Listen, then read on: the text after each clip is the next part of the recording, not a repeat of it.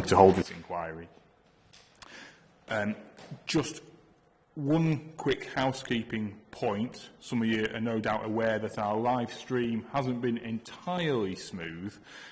So if you're on the hall Wi-Fi and you don't need it, please could you disconnect from it? It might just help with that bandwidth to help it stream. I'm assured the recording is working smoothly, so people can still access the events, albeit with a delay. But we're getting them on our website as soon as we're able to. Again, for anybody who's new to this venue, toilets are through the door at the back there, and the fire exits are here and through the main doors should we need them. So, today we're going to hear the evidence from all the parties around the table who have not yet given evidence. Now, none of the parties today are legally represented, so I'm happy to give the opportunity to these individuals to either read out some or all of their recognition or make some key points summarising the matters that are of particular importance to them, and to pick up on any points that they've heard in evidence so far. I'll then hand over to Mr Hardy, who will cross-examine the witness as much as you wish to. I may also have questions for the witness. Yes, Mr. Hardy. on that. I mean, this is in the spirit of, this is a session, isn't it, where non-qualified lay persons are coming on to have their say. So I'm not proposing to cross-examine at length.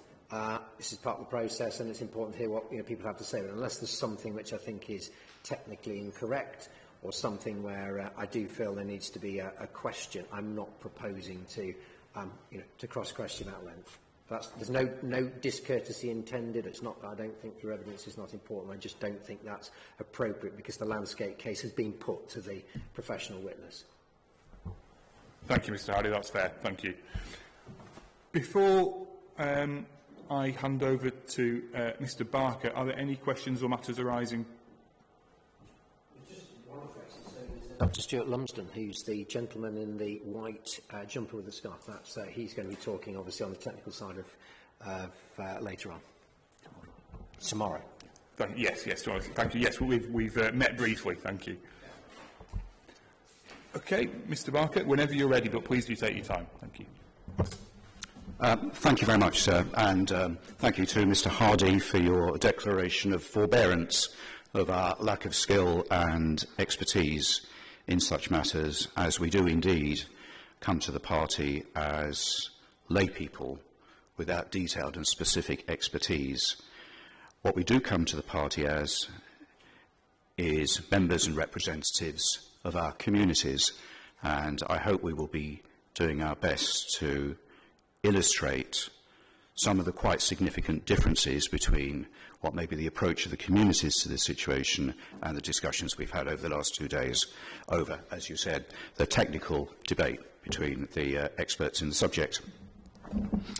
I'm not going to read out the precognition from the Community Council, but I would like to work my way through it and make some key points around some of the issues that it raises.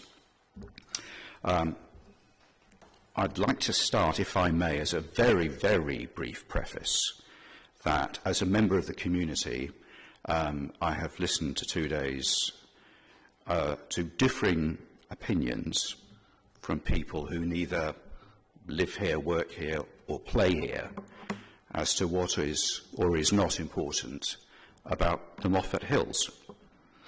I've heard a discussion of opinions being debated as if those were facts, as opposed to being debating points.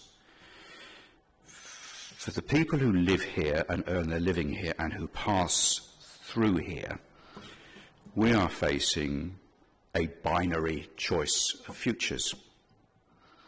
Upper Annandale is either going to see the maintenance of a position and ambience that has been treasured for more than 250 years as a place of landscape tranquility, or we will see the Upper Annandale Valley transformed by what our learned experts have all agreed is an industrial structure significant in scope and impact. So if I may address the specific points, starting with the first point, point 1, which is to do with concentration.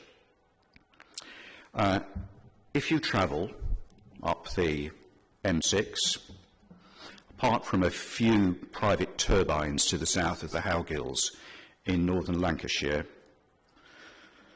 turbines, as a feature of the landscape, start pretty much at the Scottish border as you travel up the A74M from the M6. I could, if you wish, list all the turbine farms that one passes on that journey, but to put it simplistically, the journey from Gretna up the M74 corridor to Abingdon takes you past farms containing some 500 turbines. Of those 500 turbines, 300 of them are within recreational cycling distance of Moffat. There are a number of additional proposals in various states of play: Solway Bank, Little Hartfell, Scoop Hill, Revox, and the M74 Watchman Energy Park at Abingdon and Crawford, all of which would increase the density of turbine farms along the M74 corridor, and indeed would extend it further past its current northern limit. That would mean a traveller will pass some 700 turbines, of which a further 100, taking us to a total of some 400, would be within recreational cycling distance of Moffat. Now, I'm willing to accept I may not have added up every turbine number correctly, but I think the point is made that we are talking about a large and significant number. I would like to argue that this concentration of development along the M74 corridor and Annandale Valley, this concentration is as unacceptable as the experiment of ribbon residential development was in the 1950s, subsequently realised to be a real planning error. Huge swathes of the countryside along the M74 corridor and Upper Annandale have had their landscape and its ambience changed irrevocably for at least the next half century. At the moment, Upper Annandale and the Moffat Hills represent the equivalent of what is a green lung in city planning. It is a break in that corridor for those travellers. If that break is not removed, the dominance effect of existing and proposed turbines would become even greater. The absence of turbines in the Upper Annandale Valley and on the Moffat Hills is a matter of value and significance, not a gap to be exploited. I'd like to move on to point 2. Again, I'm not going to read it out, but I would like to make some points to it. I am pleased that there is general agreement between the planning experts about most points to do with Scoop Hill, but in particular because they agree it would be visible and significant in its scale and in its impact. I don't think anyone that I have heard is really arguing that it would not be exceptionally prominent and dominant at the head of the Annandale Valley. No one seems to be arguing a contrary point other than suggesting it will be visible, and we've all agreed that intermittently is not an issue, all the way from Lockerbie and potentially from the top of the Beef Tub. And I think that's some 40-kilometre zone of visibility from north to south for travellers. So we have an extensive zone of visibility. The hills on which it is proposed vary in height, some in the foothills a mere couple of hundred metres, some rising to 500 metres in the Esdelmuir Hills. Scoop Hill itself is approximately 360 metres above sea level. The application lists turbines varying in height from 150 to 250 metres. Now, I realise that not every turbine is proposed to be on a summit, But I can see a potential range of tip heights of potentially 300 to 500 metres above sea level. Again, if someone wants to check my numbers, happy for the minor corrections to be put in place. An expert can do that, but I am close enough to make the point that we're talking 300 to 500 metres above sea level. If we look at the major transport corridor, the A74M, this is typically 90 metres above sea level. And if you look at the West Coast Main Line, it's actually slightly lower than that. So to put that in context, we could be seeing a height differential for travellers on these major strategic routes of up to 300 metres or more. Now, just to put that in context, that is approximately the height of the Eiffel Tower or the height of the Shard in London. I really need to put in context the scale of dominance and impact that structures of that prominence above the height of travellers will have on their perceptions of the landscape and its amenity. What that would do is change the dominant geographical feature of Upper Annandale for these travellers, not any longer being the welcoming Moffat Hills, but at scale significant industrial complex of turbines. And I find it inconceivable to imagine how that change of atmosphere and look and ambience will not affect the relationship to the landscape of the people who live, work, play and visit in our valley. As for the town of Moffat itself, which has, as far as I can make out, been dismissed as relatively unimportant so far, given that everyone seems to be saying it will have little effect on Moffat, I'm incredulous at the lack of human empathy and apparent misunderstanding of people's connections to the town and its land. If you look at the War Memorial outside in the High Street, you will see family names going back not generations, but centuries. And this is in riverlands. This is borderlands. This is an exceptional relationship to the land and its landscape. And the people of Annandale and this area are inextricably linked in their lifestyle to this traditional, pleasant land. I cannot accept the numerous repetitions that the impact on our conservation town and its population will not be significant, and to describe it as slight is, again, inappropriate at a human level. We have already agreed that rather than looking at individual viewpoints, there will be ever-present, moving, changing views of a proposed wind farm, of which everyone will be reminded. Everyone in Upper Annandale, when they get in their car, when they walk their children to school, when they commute to or from Dumfries, when they explore the high street, the potential to see these turbines is almost unprecedented because of their dominance and scale. Now, at this point, I must apologise in his absence to Mr. Welch for failing to have previously identified that from Clydebank's High Street you can also see turbines. So I apologise. There is, in fact, one other industrial major conurbation in Scotland.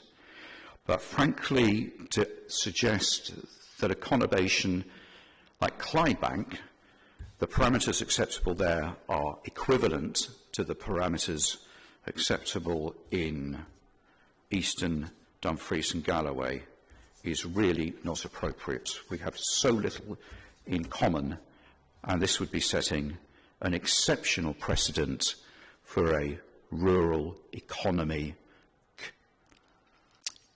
tourism and visitor-focused small town. So I'd like to move to point 3, again on the issue of the corridor and opportunities to view. I'd like to discuss the issue of opportunities to view, having said already that this will be a dominant feature at all times for the people who live here. And in particular, I'd like to follow on from the issue of the strategic significance of the transport corridor, because by agreement with Mr. Welsh, the number and frequency of opportunities to view are relevant for the reporter to consider.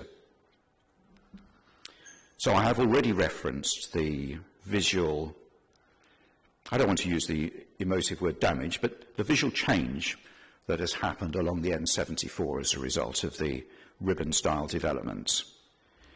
And I am concerned that yesterday I did hear some evidence that people were suggesting that because there have already been developments, it's acceptable to have more.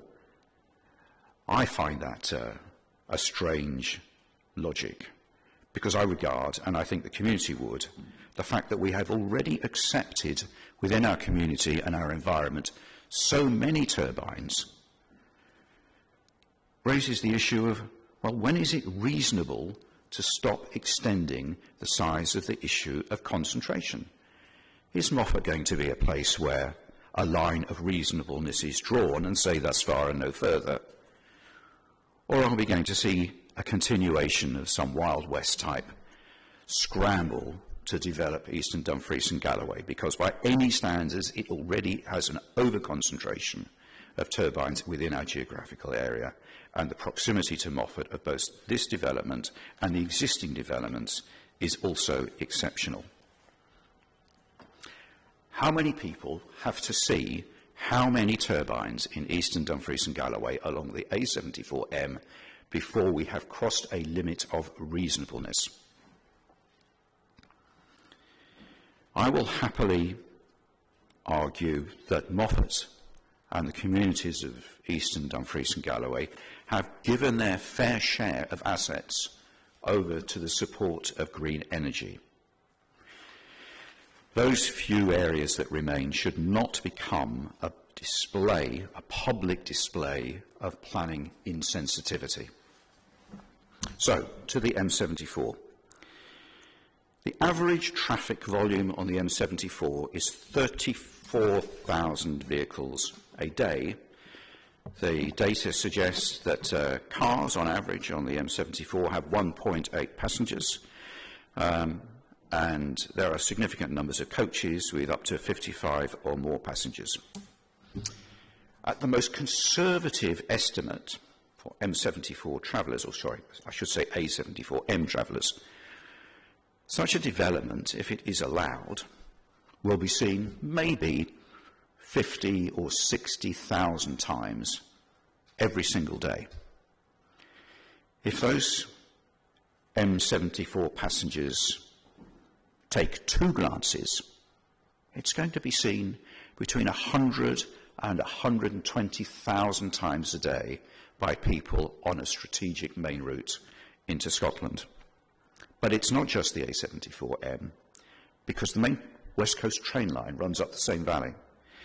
The West Coast train line carries between Lockerbie and Glasgow and Edinburgh. Between those two destinations carry some 1.5 million passengers a year. That's 1.5 million opportunities to view. We already recognise that the development would be visible from the A701 when travelling eastbound, and that's carrying 2,500 vehicles a day. So, in this situation, in this location, the number of opportunities to view are not those of some rural backwater. They're not those of some away in the distant obscuring hills.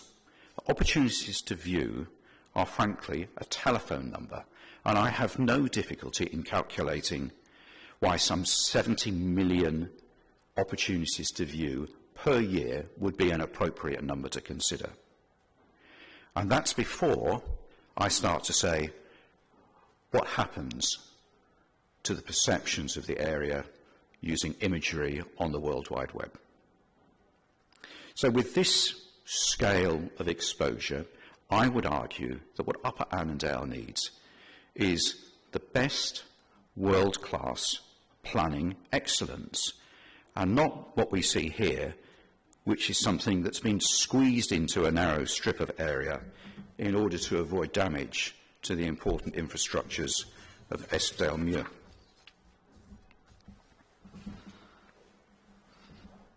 To point 4, and addressing the issue of concentration and alternatives, I am challenged by the debate over the last couple of days, and indeed generally, as to why propose here? Why are we here having this public inquiry and debate?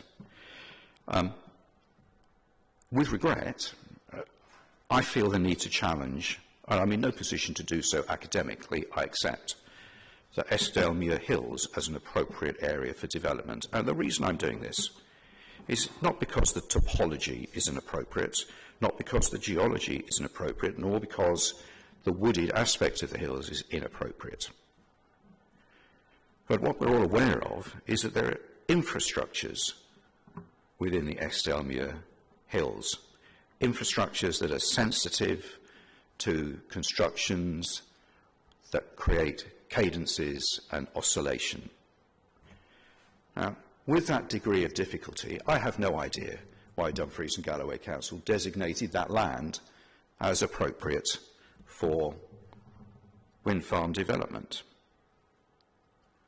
Now, I appreciate that the applicant has tried to mitigate the effect on the Eskdalemuir structures, but in doing so, they've merely moved the issue from one subject to another, because by moving the development to the lowlands, to the low hills and the ridge lines and the hills on the eastern side of the Eskdalemuir Hills, they have created a new issue about prominence, dominance and frequency of view that really would not have existed had this development been 3 or 4 miles to the east.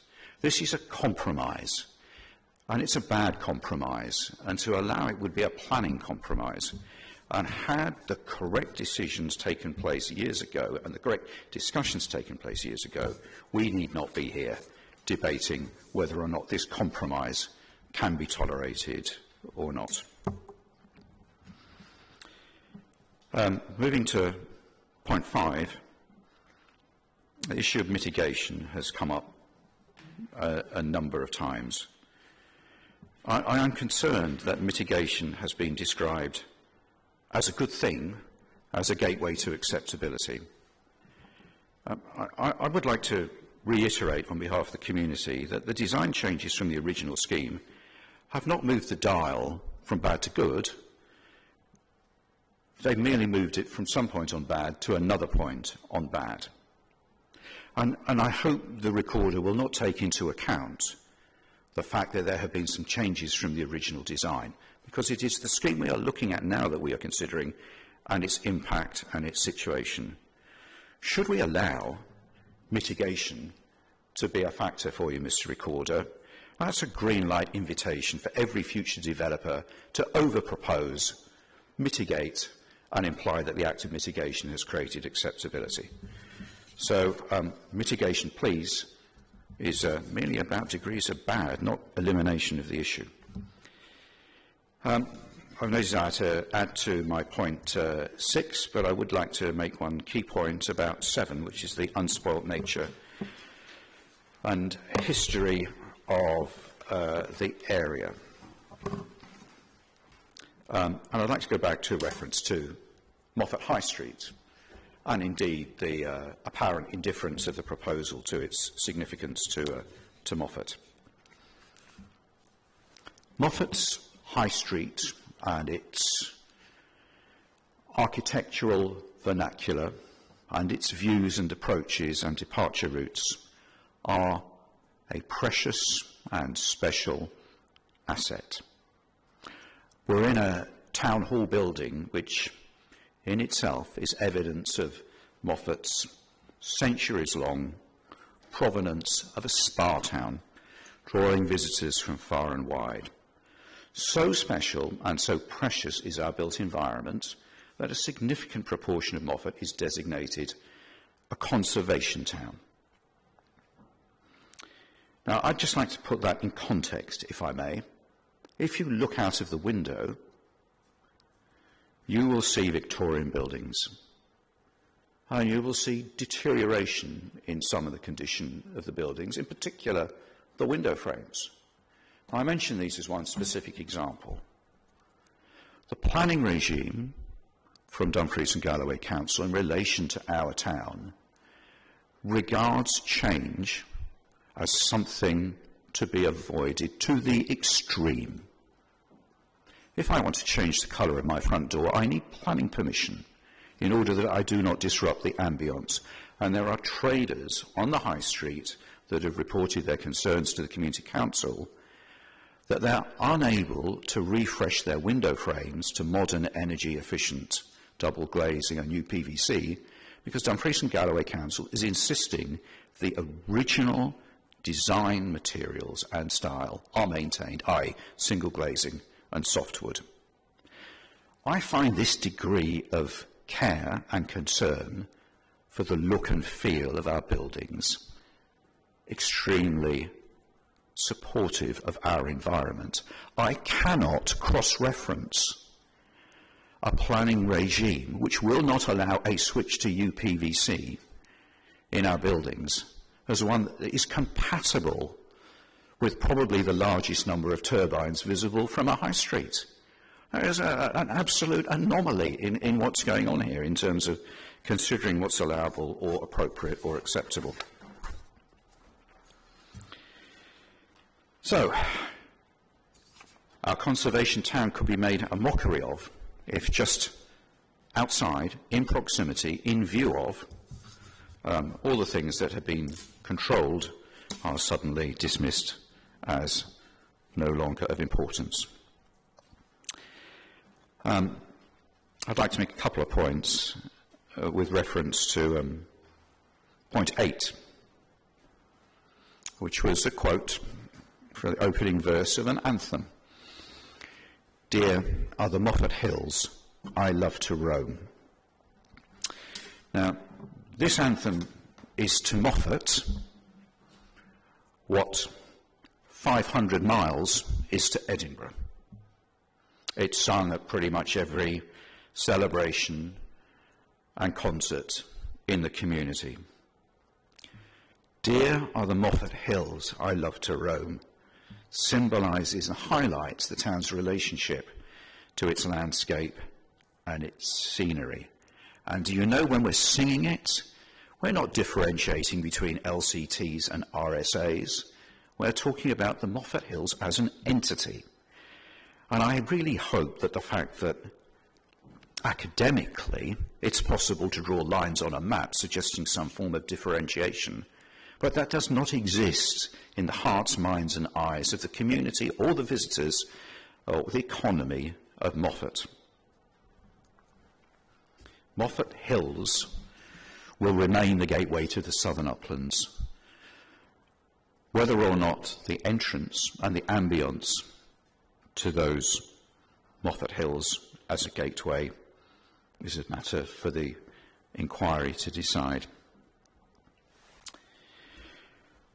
So I need to go back to, after 2 days of detailed academic debate, which I respect, the expertise of the individuals doing it. But against point 9, there is a big picture issue I would like to readdress once more, which is that I'm here to, on behalf of the Community Council, to describe the dichotomy in our futures which will arise as a result of this inquiry. This or that.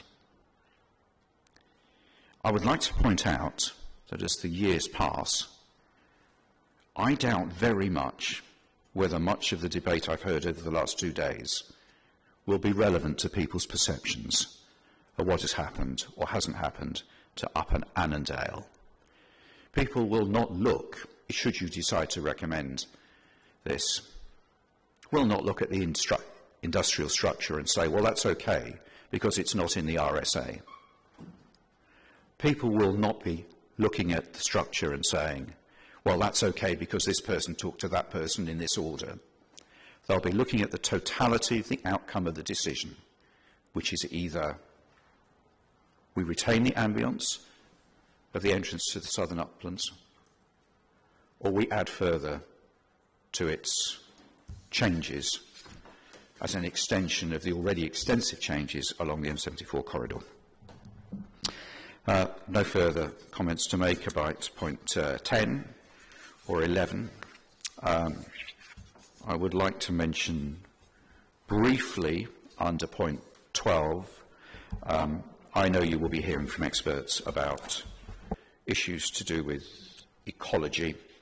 I am going to mention that we have seen the death of a golden eagle flying into a turbine blade. Mr. Barker, sorry to interrupt you. On point 12, this is potentially straying away from I accept that. This topic matter, but there will be the opportunity tomorrow. I accept that. The reason I'm mentioning it is not that in its own right, sir, but because I want to make the point that risk and probability, however measured, do not result in a guaranteed outcome. And that's the point I'm making. Whatever anyone here has said about the degree of risk or impact to the hills, none of them are guaranteed. I accept the issue of the eagle will be discussed elsewhere. But some of the bad things which people say won't happen, do happen. An impact on the community, impact on the economy of the town, despite the fact that people have said it won't happen, it could happen. So, I have no further comment to make on 13, 14, or 15, or 16, but I'd like to make a comment, if I may, about the final point, point 17, in relation to National Planning Framework 4. Now, I appreciate that there are people here who are far more intimate with the fine detail of MPF 4 than I, and I'm sure they could run rings around me in an attempt to interpret it in however many different ways you so wish. However, one small quote which I regard as relevant and appropriate to raise is the statement that new developments should improve lives rather than undermining what people value most. The dilemma we face as a community at this point is that there is absolutely no evidence being offered by the expert or the applicant to suggest that this development has been designed to integrate with or improve the lives of the people in the surrounding areas and the vicinity or within Moffat. And as been stated, there are multiple reasons to anticipate significant and permanent damage to the landscape and the visual amenity of the southern uplands. So this is not an obscure planning debate. This is not a package of work for a few days for a consultant or a planning official in the council. This is an impact on real lives, and it's a development that should improve them. And I do not believe that any test has been made or delivered that these changes to the landscape will improve the lives of the people of Upper Annandale and or Moffat or the surrounding villages. I do not see any basis from what has been said so far to find comfort to expect that this development could, would, or even might comply with that condition in NPF 4 that new developments should improve lives rather than undermine what people value most. Thank you, sir. Thank you, Mr. Barker. Mr. Hardy, would you like to ask Mr. Barker some questions? No, I don't have any questions. That's very clear. It's very, one observation. I think very early on, Mr. Barker said it was agreed by all that the turbines, and I think the quote was exceptionally prominent and dominant. That isn't, you know, the evidence is given by Mr. Barker, so I take it within the bounds of a kind of generalised statement. But with that clarification, no, I don't have any questions. Thank you very much. Thank you, Mr. Hardy. Mr Barker, I'd be interested to know about, in terms of the formulation of the response and submissions to the document, how you've involved the public and what input that's had, please. The Community Council has involved and been involved with the community over many years over the issue of the planned development at Scoop Hill. Some years ago, Community Council attempted to survey and understand the views of the community vis-à-vis the proposed development, and the process did not deliver at that point in time, some years ago, a clear understanding of the position of the community. As a result of which, the Community Council took the position that it would be neutral on wind farm developments. And there has been no opposition from the Community Council to wind farm developments up to the point of the latest consultation with the community vis-à-vis Scoop Hill. We have held public meetings and in both here and in Upper Appendale Parish Church.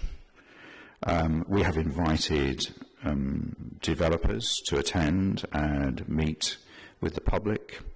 We have invited the developers to attend and speak at Community Council meetings. So there have been a significant number of opportunities to capture the views as raised by the community, and we very specifically, in our original documentation to ECU, listed what we interpreted as material effects rather than take up a position of support or opposition. When the date was set for the public inquiry, it became quite apparent that the responsible thing for the Community Council to do was to obtain a definitive position from the community. So we gave very careful thought to the design of a survey, not a consultation, a survey, to ensure that we could capture a relevant understanding of the community view.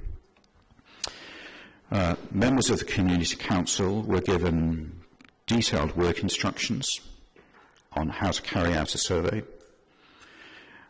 Specific wording was provided to the individuals carrying out the survey, and specific warnings given to avoid the use of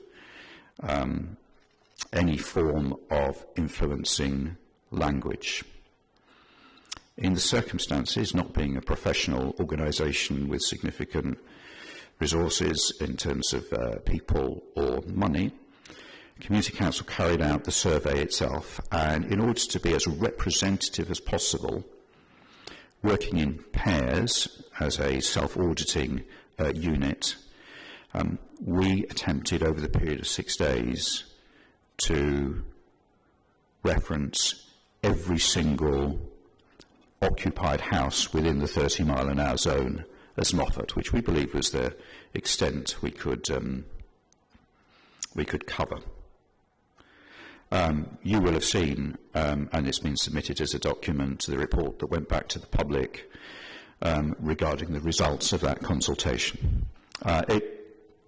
We received some queries as a result of that publication, because there were a significant number of people who did not know what they thought about the Scoop Hill development.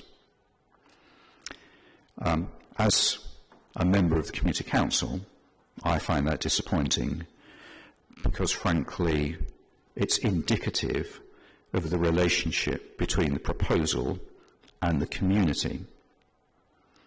And in fact, in many ways, it makes a nonsense of the very name of the proposal as a community wind farm, because quite clearly there is an absence of an integrated understanding between the developer and the community. I am not aware of any active, formal, ongoing integration between the developer and the community, even though there has been reaching out to try and achieve such by both parties. It's not a criticism, it's simply evidence of the gap between the so-called community wind farm as a proposition and the scale and extent of knowledge about that that has been generated within the community by the developer.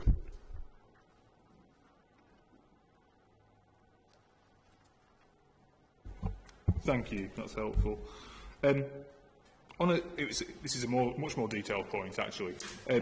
Yesterday, on Tuesday, I think Mr. Welsh mentioned, or he made reference to Hairstains wind farm and visibility of it from the A708 as you descend towards Moffat and the setting of Moffat. Yep. I'd be interested in your basically layperson's views on how that affects the setting of Moffat and how this scheme might contrast with that. Mr. Welch is quite correct when he says as you travel westward, it is possible to see turbines. It's also true to say that when you travel east on the Evers 701, you can see turbines. The Hairstains and Minigap farm are indeed conspicuous as you travel north and visible on the A708. I'm pleased to say that the A708 journey in itself is of such an outstanding landscape character. It is a classical glaciated valley complete with hanging valleys. It has significant geological interest in craptolites in Dobbs Lynn. It holds the grey mare's tail. The attractions within that valley are of such significance that no one, to the best of my knowledge, has yet significantly objected to the visibility in the distance of turbines at Hairstains and Minigap. The focus of people travelling that valley is, I suspect, the valley itself. However, as you move around the area, you do start to see from all sorts of directions a large number of turbine farms around the area of the northern part of the Annandale Valley. They are there, and it takes us to the point of discussing at what point do you decide to draw a line. Is the fact that turbines are visible from multiple directions already a reason to say to hell with it, let's just have some more, it won't matter, it won't hurt? Or is there a point where you go, there are so many, we should not encroach further on one of the remaining unspoiled aspects of landscape, and we should not encroach further on the changes to the ambience of the tourist town and its community. I'm in no position to make that judgment, but I can tell you that the recommendation would be, were we in a position to make one, that we have gone far enough. And it is not the wish of the community to see these developments encroach to the point of visibility from our high street and from our homes, and as we commute and travel around our immediate area. Let alone our desire to see our economy potentially impacted by 70 million views per year of our environment. Thank you. I think you've been very clear in what you've described, Mr. Barker. I had other questions which I feel you've answered, so I have no further questions. Thank you for your time. Thank you. In a few moments, I will come to Ms. Wingfield, but I suggest we just take a few moments just to allow for that changeover. So if anybody would like a quick 5-minute comfort break, please do take the opportunity. Thank you.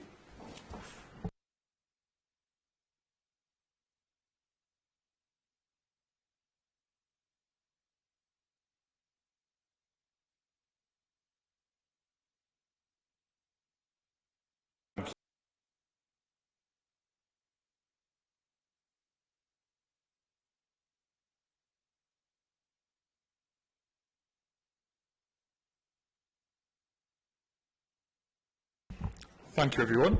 Ms Wingfield, welcome. Thank you for participating. I'd like to give you the same opportunity that Mr Barker had, so you can either take the opportunity to read some or all of your recognition, or you can make any kind of summary statements that you wish to make. So, but there's no obligation to do so, I should say, as well. Thank you. The first point I'd like to say, and I know that it sets me firmly into the context of the generation that I'm from. I'm actually Mrs Wingfield. I know it's a moot point, but my daughters don't use that term, but I'm afraid I'm of the generation that does, so puts me in as a dinosaur. That aside, in terms of what I've got to say, essentially, it's what's in our the recognition from North Milk Community Council. So really, it's I'd leave it with you, sir, as to whether people want to refer to the recognition or would like me to sit here and read it verbatim, because I think in essence it sets out, crystallises the main points that have been brought to us as a community council. Thank you. Mr Hardy, do you have any questions you would like to ask Mrs Wingfield? I don't think I do. That's very fair. The viewpoints that are set out are dealt with in writing and have been dealt with by Mr Welch in his evidence. So again, there are two positions. I'm not sure it's going to advantage anybody by asking you anything. So I think I'm all right. Thank you. No questions. Thank you, Mr Hardy. Mrs Wingfield, I asked Mr Barker a question about how he'd involved local people in formulating the response. Could you just say a few words about how you've done that, please? Yes, I do set it out in paragraph 4 of the recognition. As I detailed in the preceding paragraph or 2 of that recognition, North Milk actually covers a very large geographical area extending in the north from Loch Foot, which people might ordinarily think lies proximate to Moffat itself, but it does, as far as Donegal Council have determined, that is the most northerly point of North Milk. And then you come down, heading southwards, which incorporates much of the area lying to the west of Estill Muir Forest, and specifically where this proposal would be sited, down through, continuing southwards, down through the village of Borland, across Corrie Common to Corrie itself, and then further onwards to the village of Tundergarth Banks Hill. And the most southerly point is on the northern slopes of Bunswick Hill. Equally, it extends from almost Lockerbie across towards Paddock Hole, towards Langham. So a very, very extensive area. There are the 3 communities, Borland lying at the foot of the proposal. My recollection is that the nearest turbine is just over 4 kilometres from Borland village itself.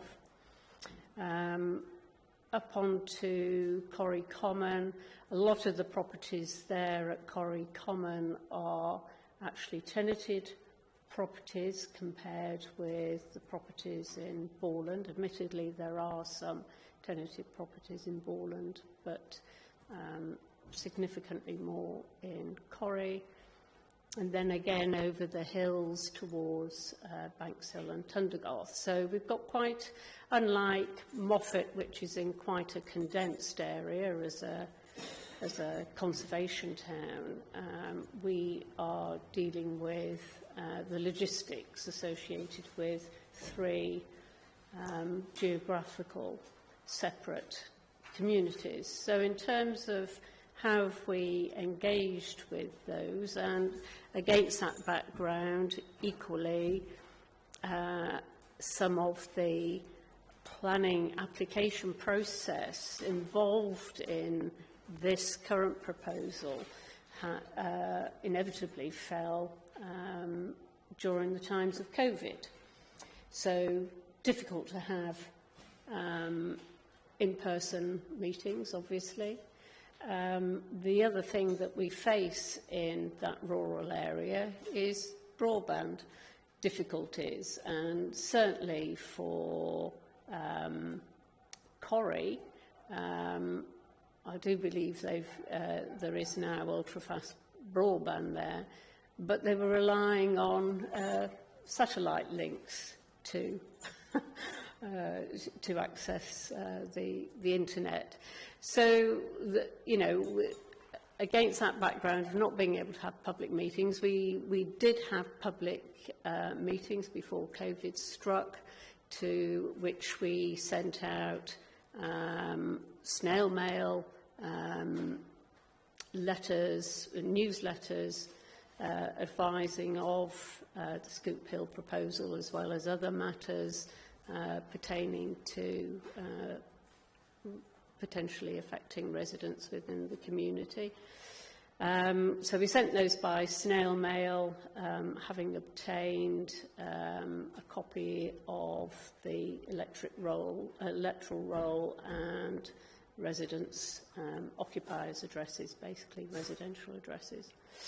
So it's been a mix of snail mail informing people, public meetings, inviting comments, both in person and email from residents. I'm not quite sure what more we could have done. Obviously, we advertise the public meetings that the developer set up, so we'd flagged those for the community to ensure that they could go out and have a look at the materials and discuss with the developer to aid the residents' understanding of the proposal. That's helpful, thank you. I'm interested to understand as well how sort of recreationally that your area is used. You've mentioned people kind of walking up to the Bothy, for example, and heading up there for a night. Are there any other particular kind of circular routes that people tend to use, or other sort of activities that people partake in? I'm very conscious that the Mountain Bothy Association and perhaps any of the other walkers groups have been consulted, so I'm not in a position to make any comment on what they may have said. I can only comment from the perspective of us as a North Milk Community Council and what we observe happening within our locale. And to that end, very conscious that we have regularly, virtually every weekend, there are people walking up into the forest using the core path that starts in Borland and up into the forest, and we'll be chatting to those if personally I've out on my mountain bike or walking in the forest, and there'll be people will be using the Bothy. Equally, you can sort of hazard a guess that they're probably staying the night either there or camping, because their cars have been left overnight. So there are certainly I observe, and others in the community observe, that the core walking routes ascending from Borland up into the forest area are regularly used. Thank you.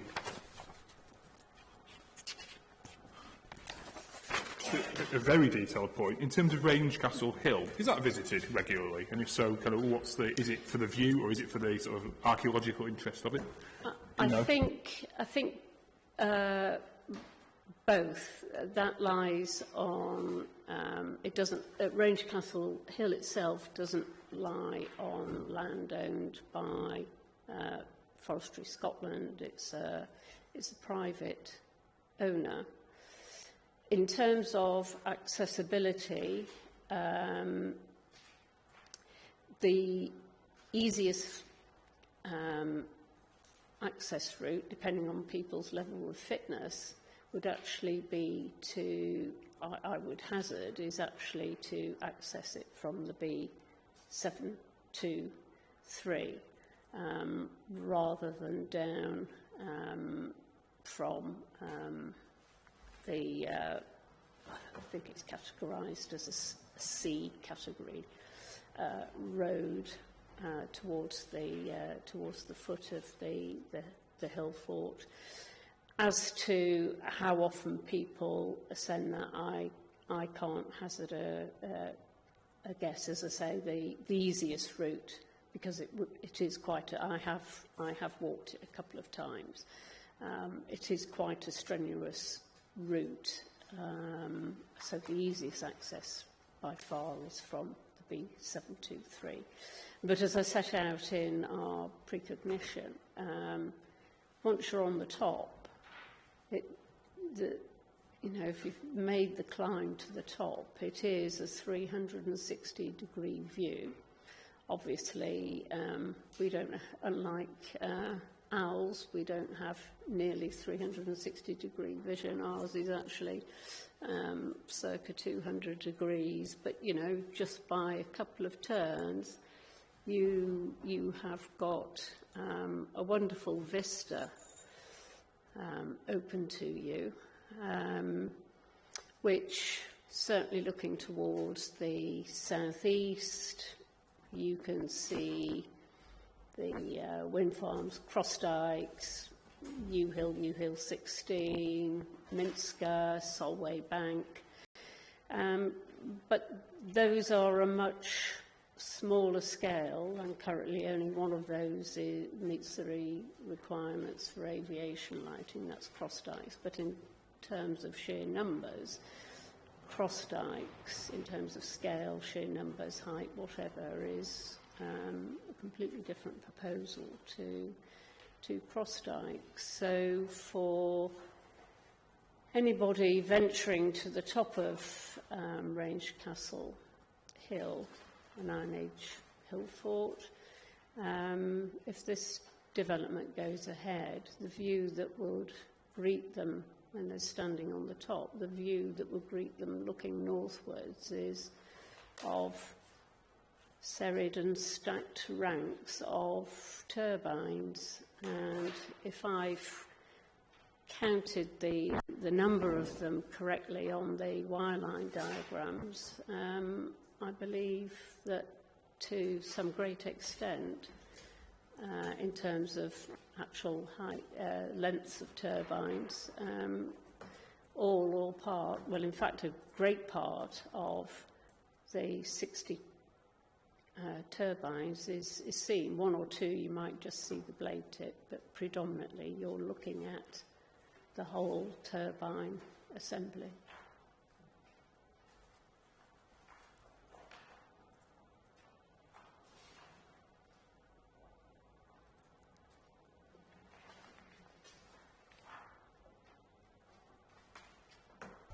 I don't have any further questions, Mrs. Wingfield, so thank you very much for your time. Thank you, I appreciate it. Okay, so in a few moments, Mr Mundell, we'll just take a few moments again just to have that opportunity to switch tables and so on. But Mr Mundell, if you could come and take the front table, that would be appreciated. Thank you. Yeah. Thank you. Thank you, Mr Mundell. Again, I'd like to give you the same opportunity that I've given others, so over to you. Thank you. Thank you, sir.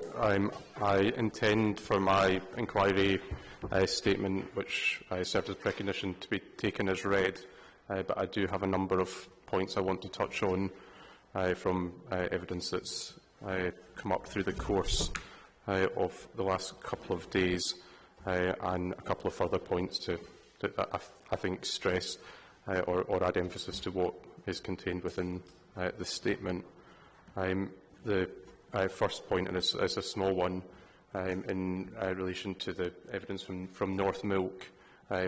Whilst I'm not a member of that community and I don't propose to know it anywhere near as well, I think it is worth highlighting that Borland is a popular spot for carriage driving and horse riding, and there are a significant number of visitors there through riding for the disabled.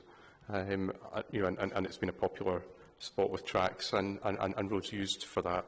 And further to the points made, is also a popular location for mountain biking and cycling for those seeking a kind of more adventurous and, dare I say, more wild cycling experience. So I think in relation to that question, it's worth noting it's not somewhere that no one visits or people just pass through. People actively choose to spend their recreational time there and travel from a considerable radius to do so. I'm certainly aware through my constituency work and having visited, for some of the horse riding activity, that it's drawn people from far and wide, and I think in the past that part of our community is also drawn an interest from members of the royal family, and others. It's a significant spot, in relation to carriage driving. The second point I wanted to come to, and I was going to ask you, sir, to have the document CD 007-2008 and document CD 008-011, which is, I think that's viewpoint 11, which I've referenced a few points, and the other one is the additional information that shows the sort of cumulative wind farms within the 30-kilometre radius. And that was to come back to a point you'd made to Mr Barker, and it had come up a few times yesterday, in which I'd intended to raise myself in relation to hair stains. I think there's a false equivalence being drawn between this proposal and hair stains, and I think that can be seen from both these representations. But I would encourage you, in looking at it, to view what's almost a horseshoe shape of development, proposed development, some of which has been taken forward. This is an area that's got a lot of wind farm development. But I would suggest that there's a reason why the Moffat Hills sit in the middle of that U-shape, and why projects have not been taken forward within it, and you suddenly see Scoop Hill sat, bang smack in the centre of these other developments. It is that buffer that Dr Wimble talked about yesterday. There is a gap left for people to enjoy that view of Annandale, and I think Mr Welsh accepted yesterday that viewpoint 11 captured the essence of Annandale, and I think that is a regionally significant view, and beyond that, I think it's a view that attracts people again from a wide radius, and is a significant view. Annandale's not some small community. It's not just Moffat. It spans 3 multi-member electoral wards within Dumfries and Galloway Council, taking up almost 25 to 30% of what's a large rural local authority. It has a population across those wards of just over 30,000 people. By my count, there's 30,758 people on the electoral register. It covers approximately, in population terms, 40% of my Scottish Parliament constituency and 30% of the overlapping Westminster constituency. It's not a small geography when we start to talk about that 40-kilometre kind of radius of, or 40-kilometre distance of intrusion that would come with these turbines. But I was particularly keen to highlight this in relation to Hairstains, because it's at a completely different point on the skyline, and it doesn't interfere with that view of Annandale. It's not on the side of the road coming down the 701 to which your eye is drawn. It's over your shoulder as you're on the Annandale Way, and it doesn't carry it doesn't carry into those special features of the Moffat RSA. It doesn't affect the backdrop in the same way from the viewpoints that people put most weight on. And I think that's seen well. I'm just switching to the other document, the CD 08011, where again I think you get a good perspective from where that viewpoint's taken from at 135.5 degrees. Hairstains is to the extreme right or edge of the standing point. It's not in front of you, and that's in terms of how that road runs. When you look at the direction of travel, when you look at the direction of travel of the walking routes, it's much more sensitively placed. And I would argue, as well in relation to that you've come through from Stanhope, which is slightly further above where this map ends, and you'd have to, I think, go back onto the other one. But from Stanhope, north of Tweedsmuir, you're going through a pretty extensive, what I would say was, sort of wind farm landscape, and you come round the corner at the top of the A701.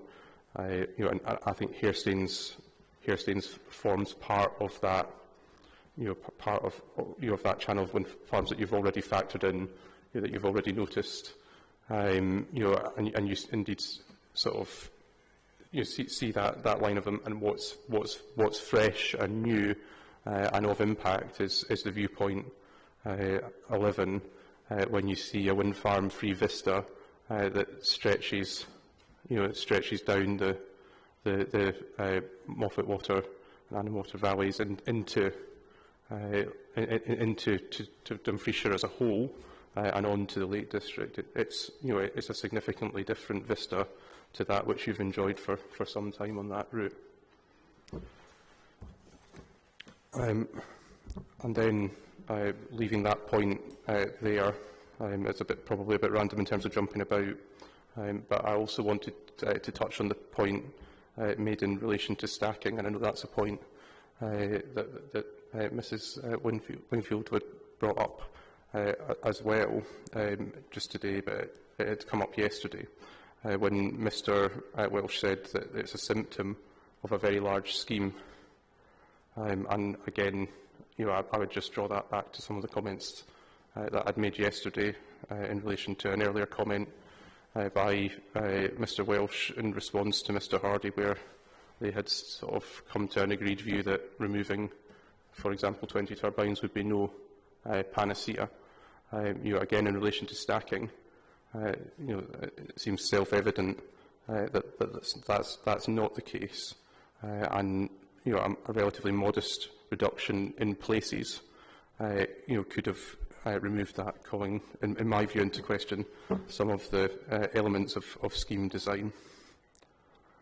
Likewise, in relation to transition areas, it was referenced in the re-examination of Mr Welsh that either myself or Mr Barker had introduced this concept around transition areas. I would just push back on that slightly and say that, that appears to be part of the applicant's case for why they've placed certain turbines. And the point I was trying to make was simply that methodology works both ways, and I maintain the position that I expressed in questioning, that larger turbines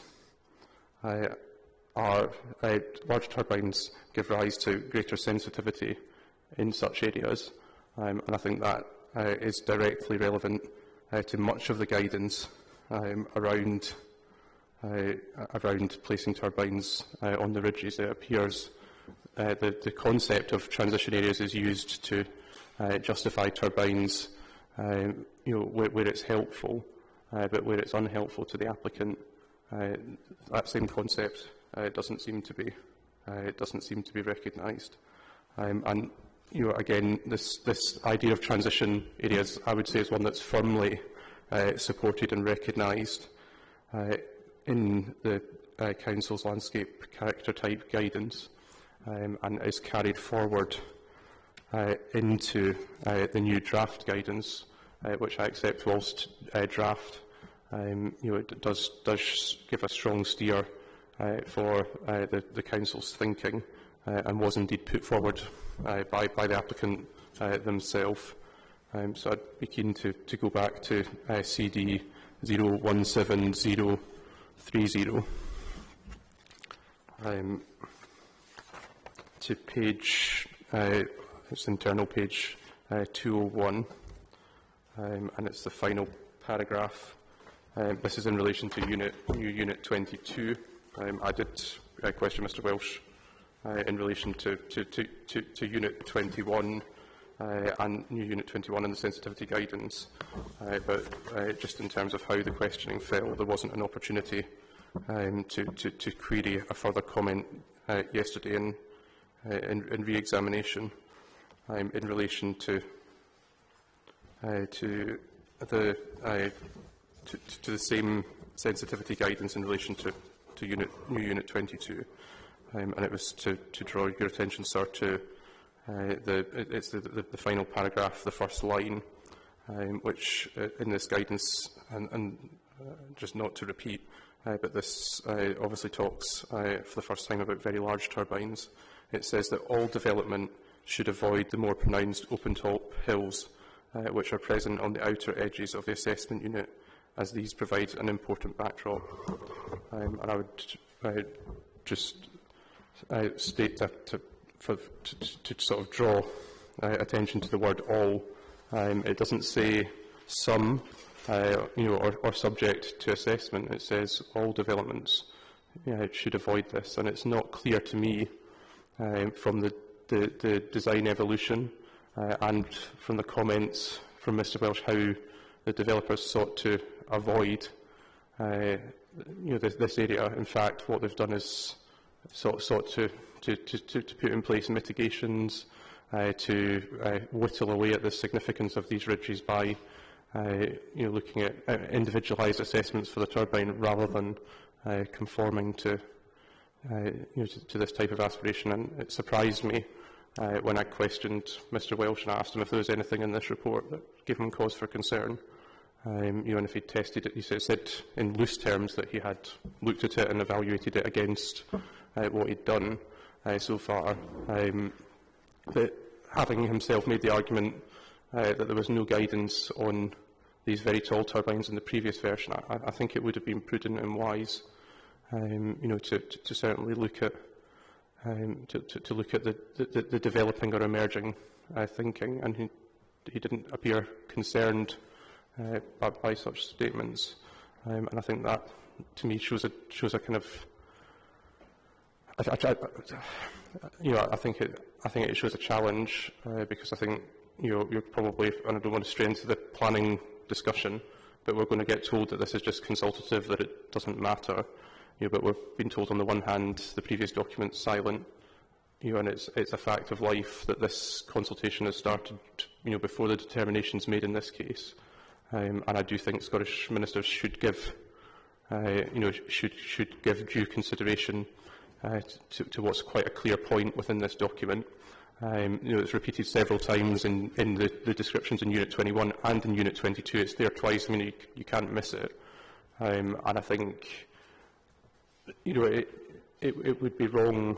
It'd be wrong, to ask you, to make an evaluation of where the balance point sits when democratically elected councillors have signed off on a draft report.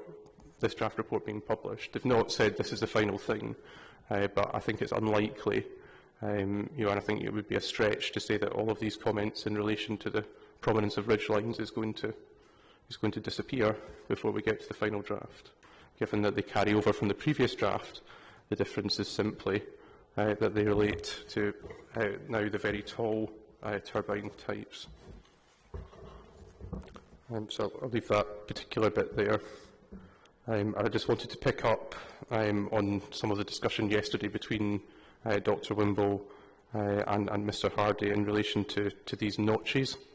We were told that these notches are very small, but I think across the development that includes 60 turbines, an extensive number of viewpoints, and speaking to these wider questions, which are finely balanced, around the character of the RSA.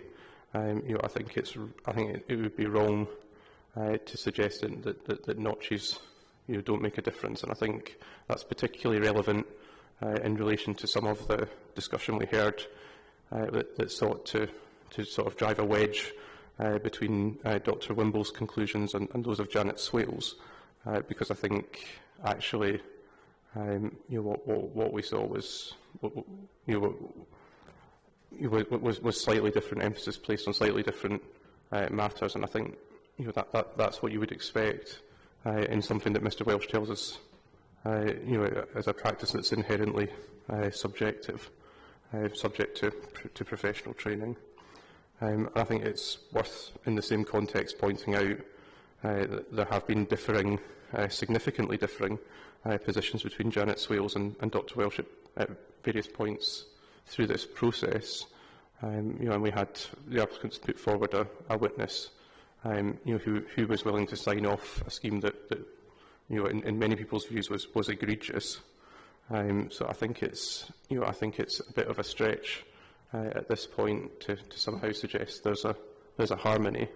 And again, there are several key points, as have been highlighted already, and I won't repeat, where Janet Swales makes clear there are very strong landscape and visual grounds for an objection. And I think that takes me to a bigger question, sir, which is why the Planning Committee was unconvinced by the conclusions reached by Janet Swales or Mr Welsh. And it's, I think it's important to say that's not a delegated decision. They don't appoint a landscape architect and say, off you go. You make up your own mind. They provide advice and information, and I think it's worthy of note, to say, it's not in the normal course of events on large applications that councillors choose to do something different from what officers recommend. Indeed, the applicant at the time said they were baffled by the decision to object.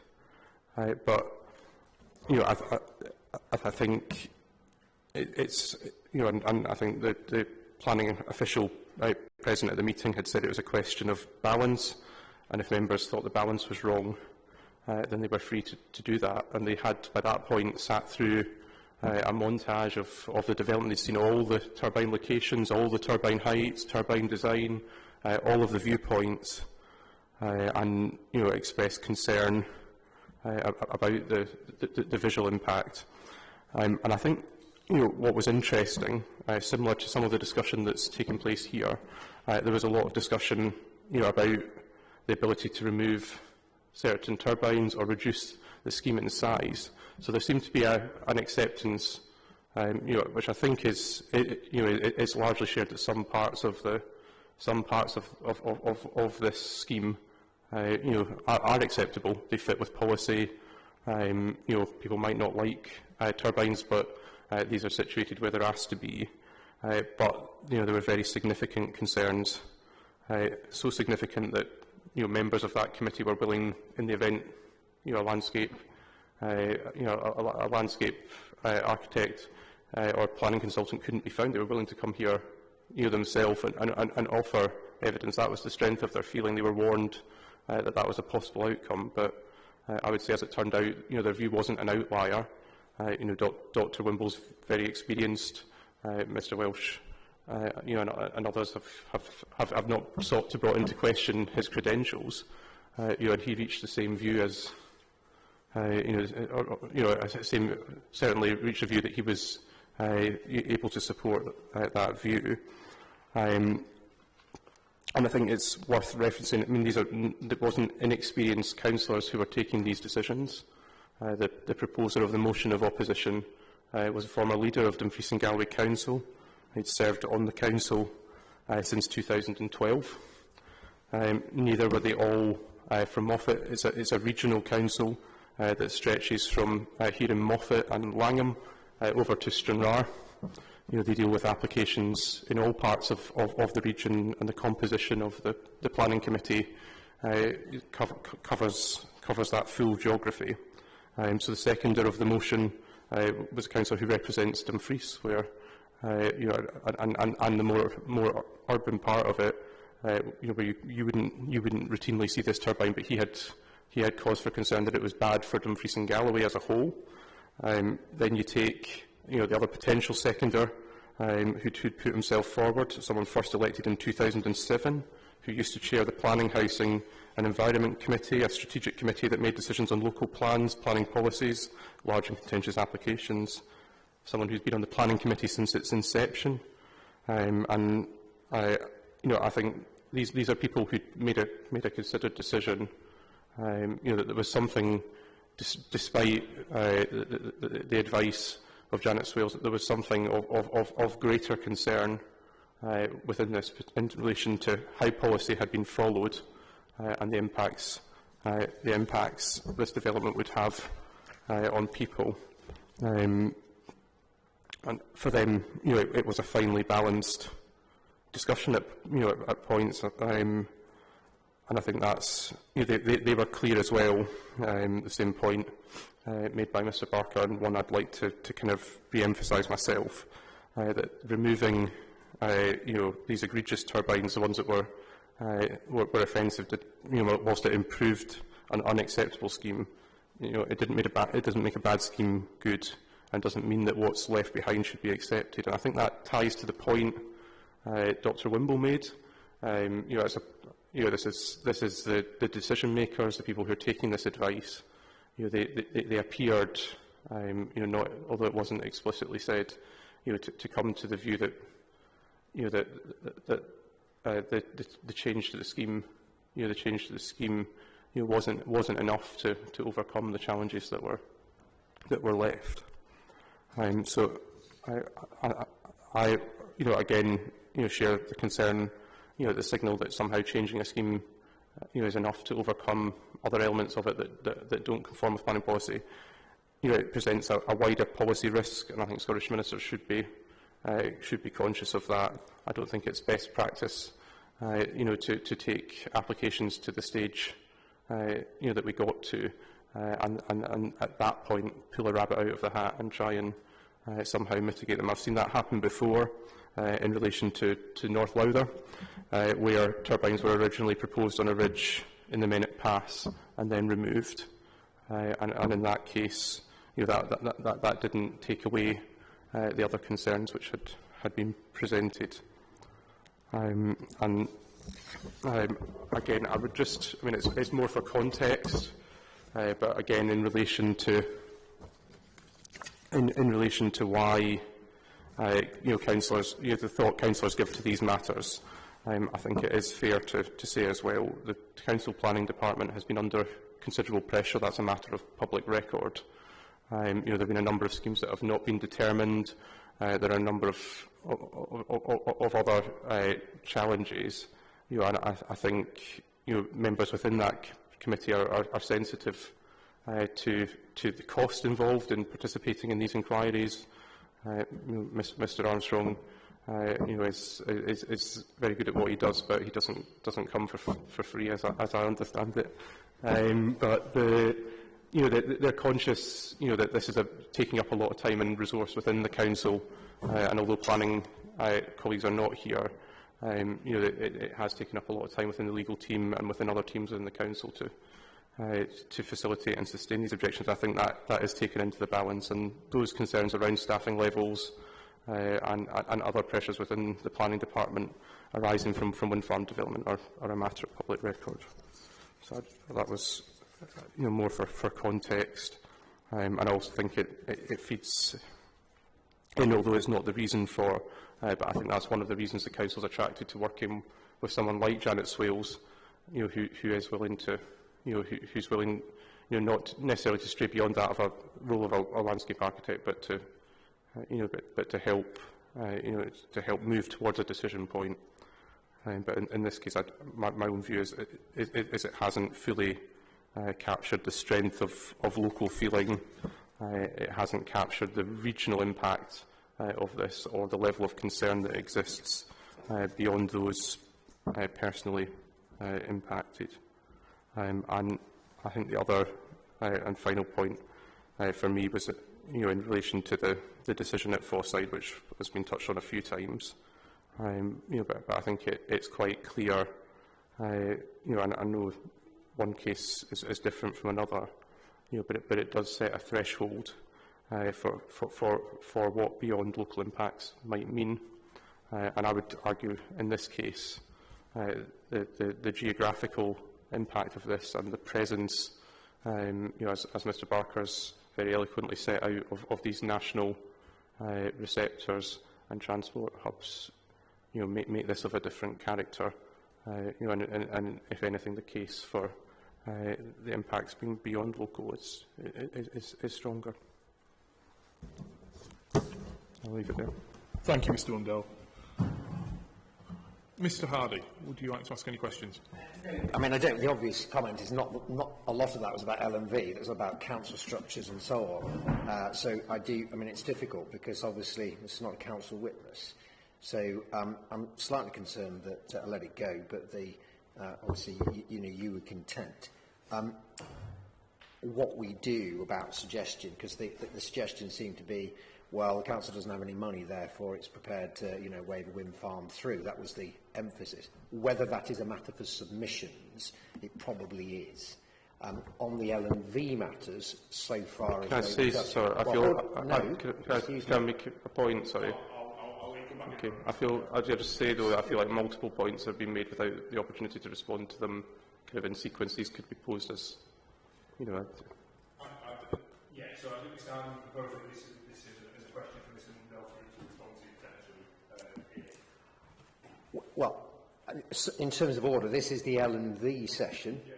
So I think that's best dealt with through submissions. Here's what I'm going to say. So I think these... I think there's a right to respond to the comments that have been made because they call into question the evidence I've set out. I think there's, in any fair process, a right to reply. And what I would say is I think they are relevant because I think they give a context to the decision taken to set to one side that part of Janet Swales' report.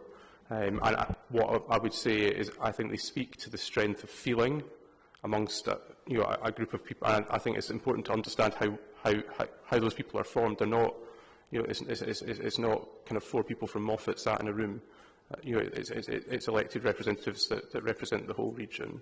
And I think that to me speaks to the regional significance of these landscape and visual concerns. And the second point I would want to be absolutely clear on, I'm not suggesting the council do wave through wind farms. This council is well known for putting good teams in place and putting forward robust cases in relation to large wind farm development. And I would have thought, from past experience, Mr Hardy would recognise that too. What I was saying is I believe councillors are mindful that you can't object to every scheme and that objections shouldn't be taken lightly because they don't come without consequence, and that you shouldn't take forward cases that are without hope. And I suspect what I'm saying strongly in this case is, despite the official advice and all those other background pressures, the people that are there to take this decision on behalf of this whole region, not just Moffat, this whole region, came to the view that the landscape and visual concerns within Janet Swale's report were enough, that more inquiry should be undertaken, and that I think Scottish Ministers should be mindful of that context. I've understood the point, thank you. And Mr Hardy, I think closing submissions are an appropriate place. Thank you. Do you have any other questions, Mr Hardy? Okay, thank you. Just bear with me a second, Mr Mundell, because I've been scribbling as you've been speaking. So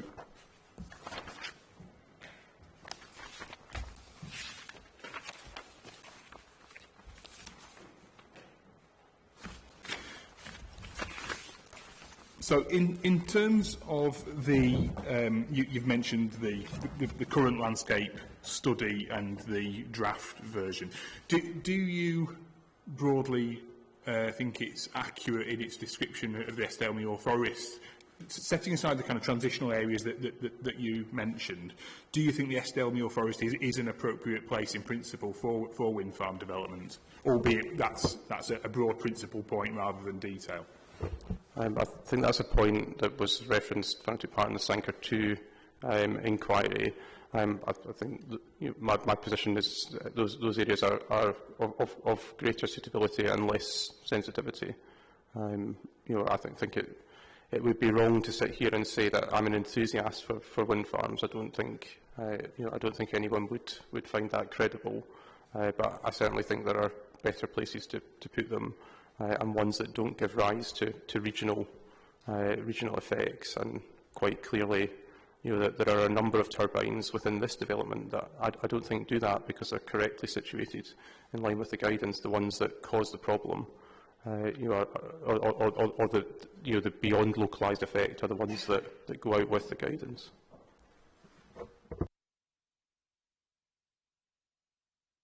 So in terms of, so in your statement, you've made the point essentially it's the wrong scheme in the wrong place. Is it arguably in broad terms, kind of the wrong scheme in the right place in that sense, or is it more about the fact that it's pushing over into different areas that's the main concern? I think that's where it's interesting. You come back to the discussion we had here yesterday, and a number of the councillors had within the decision. I think it's unfortunate, but it's how the process works. That you can't say yes to some and no to others, because I think it's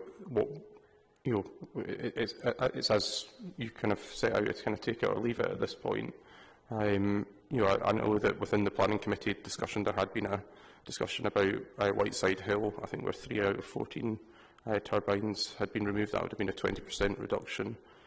Personally, of the view, some reductions in the same scale here would, but again, it's whether that's tantamount to overall refusal, and I think that's the challenge.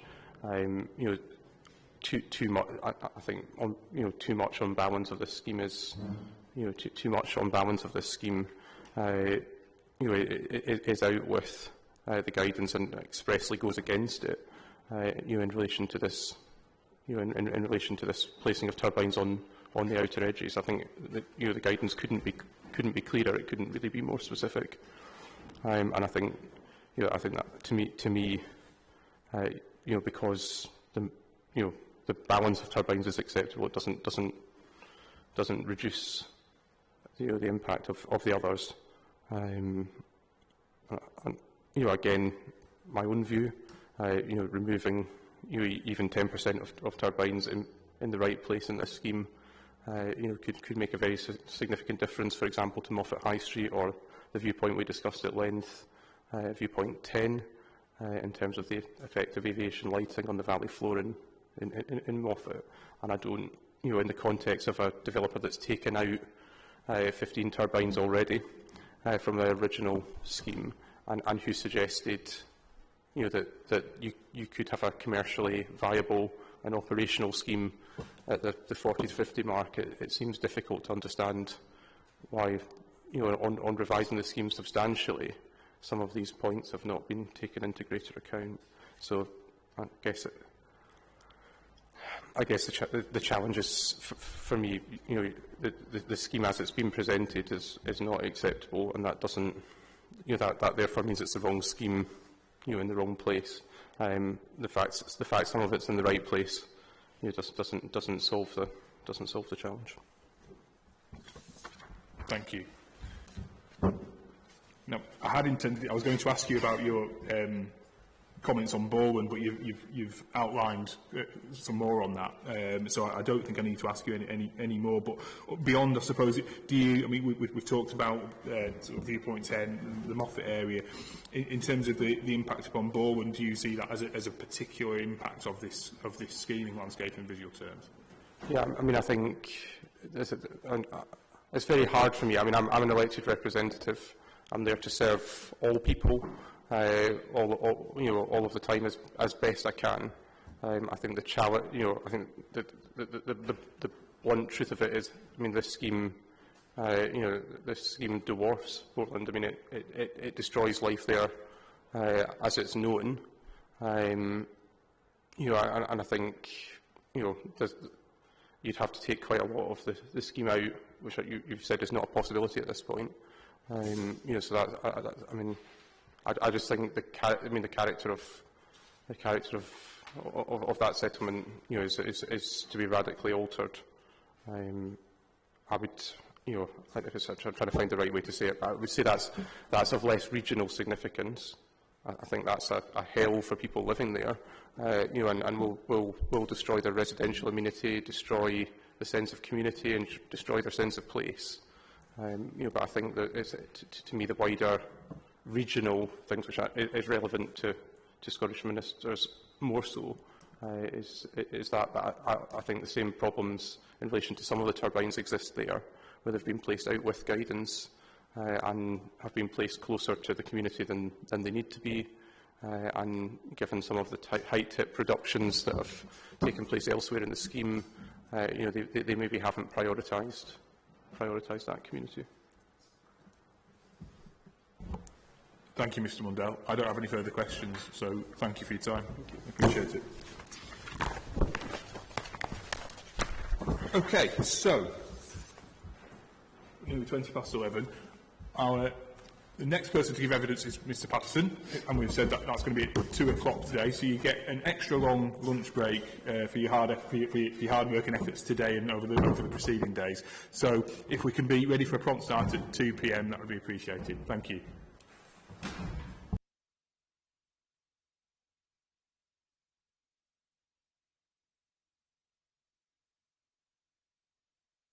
I think everybody's back in the room, so we will make a start.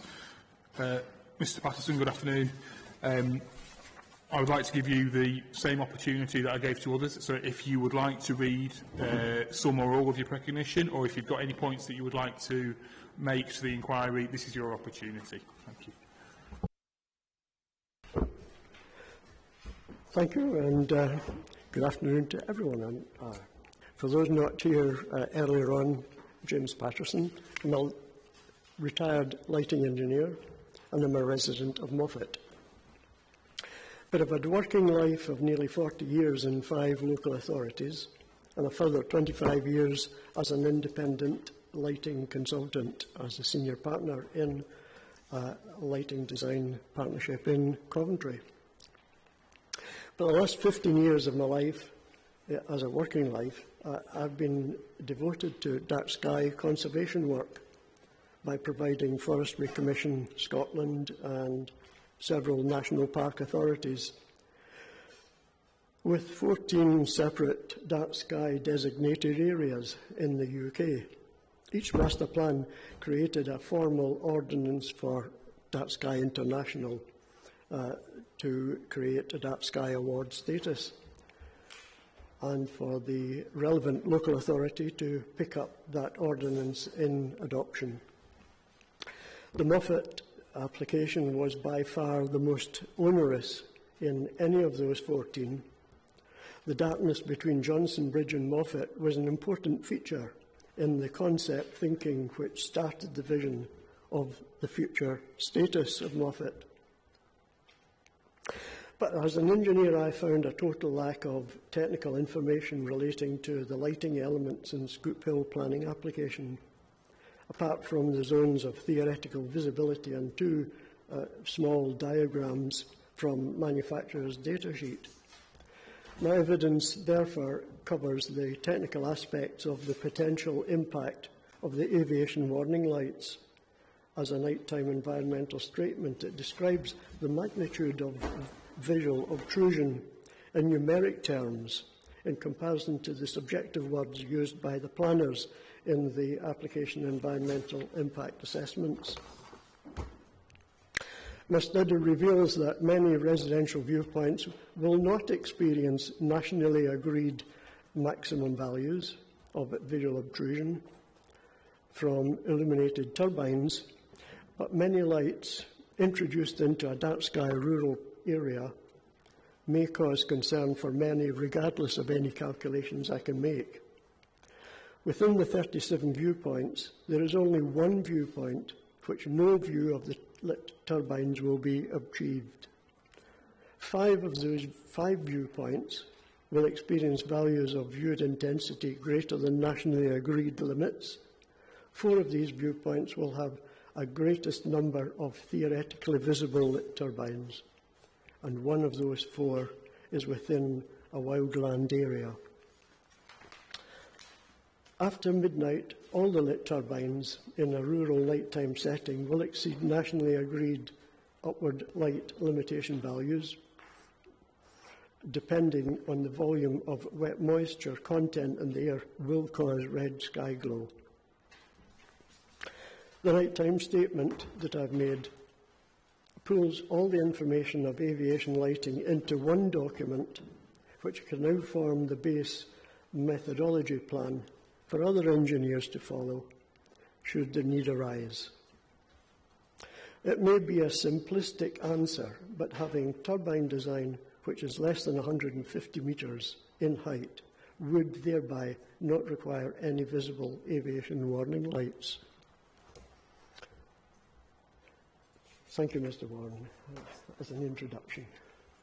Thank you, Mr. Patterson. Mr. Hardy, thank you. Thank you very much.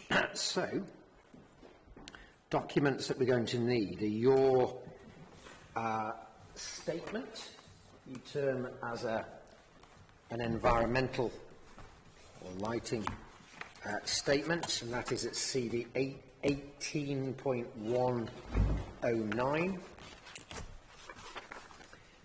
We then have your revised precognition, that is at 18.108. And then we're going to need a number of other documents too. So 17.010.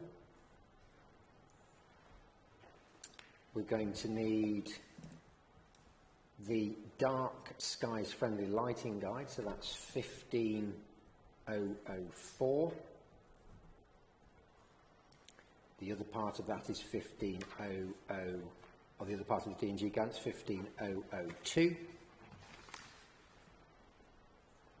We're going to need 19.048, that's the Dark Sky Community Guidance.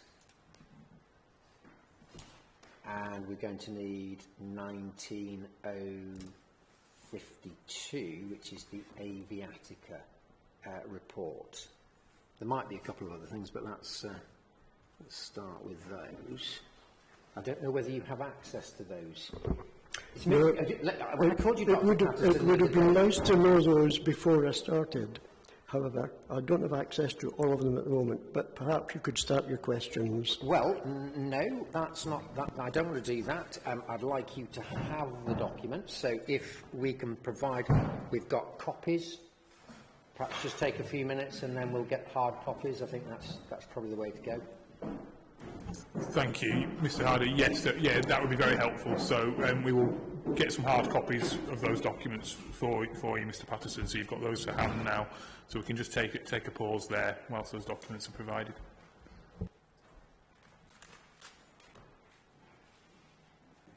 Here on this topic, it's one that's going to be, I suspect, unfamiliar to most in the room, and that is not that unusual because every day is a learning day. But I want to try and take things at a level that's helpful to the reporter, because ultimately that is what we're trying to do. I also want to split the information up into the sessions that the reporter has created. So this is the landscape and visual session, whereas we have another aspect of lighting tomorrow. And I think you're going to come tomorrow as well, aren't you? Yeah. So we're not going to cover everything. Maybe some of the stuff is going to be covered tomorrow. But it doesn't seem to me there is a natural division between some of this, so we might stray on both days into material which could have been dealt with on the other. But let's see where we get. You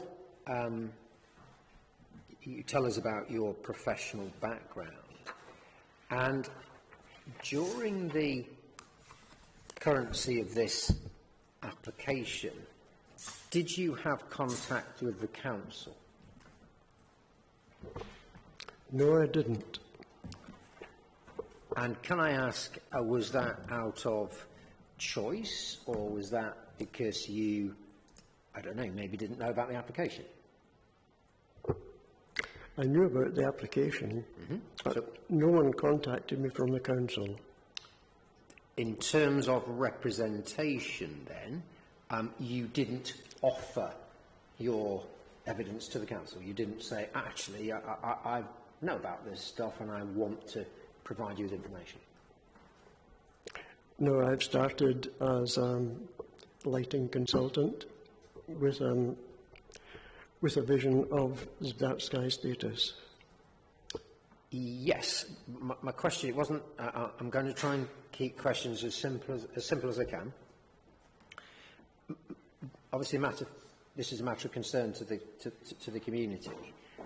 The council has looked at dark skies and ultimately decided that wasn't an issue that it was sufficiently concerned about to warrant an objection.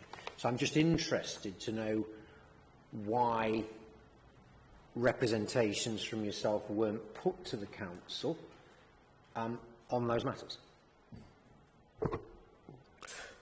I think I was asked to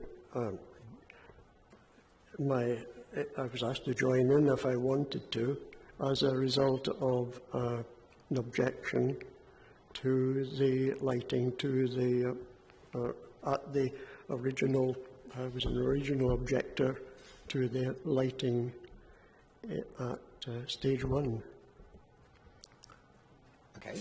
So by stage 1, it's not a trick question, just in the application, let's call that stage 1, just factually, did you submit representations, anything of the sort of material we have here to the council? No, I didn't. Okay. So the submissions that you put in, they've come in at this stage after the objection of the council?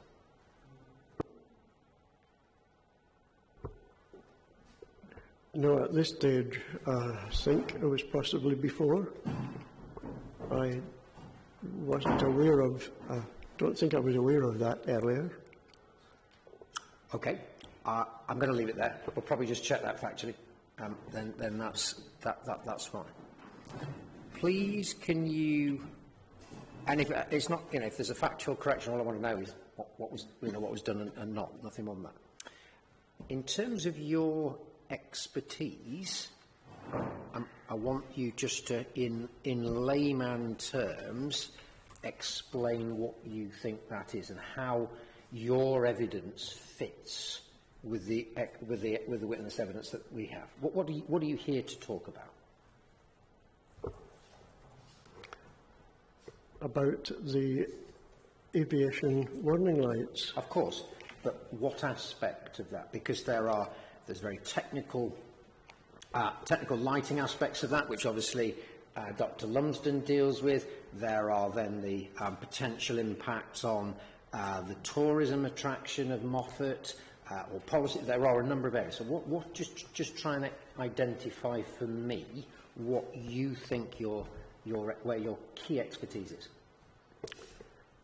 My key expertise was in adding technical information to the environmental impact in terms of, as I've said before, in terms of numbers rather than words which planners use in terms of significance or words like that. Right. I tried to put numbers to words throughout the exercise. Okay. So just to follow on from that, matters of regulation or policy, they're not for you. Is that or are they? So, for instance, CAT 764, the aviation policy document, is that something you know about? It's something I have read. Right. But I've put numbers to what they're actually looking for. Okay.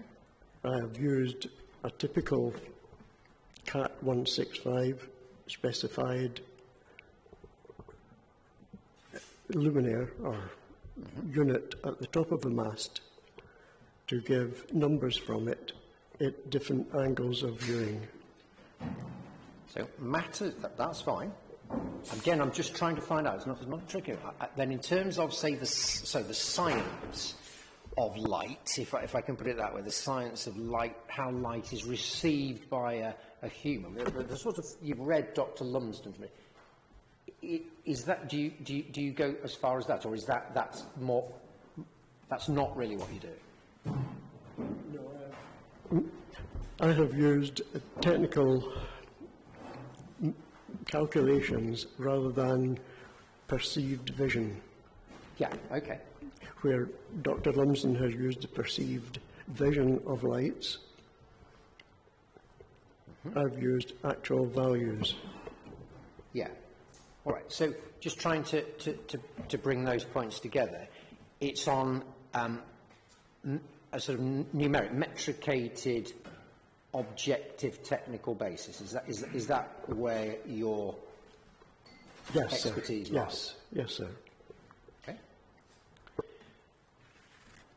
Documents like the International Dark Sky Community Designation Guidelines, okay,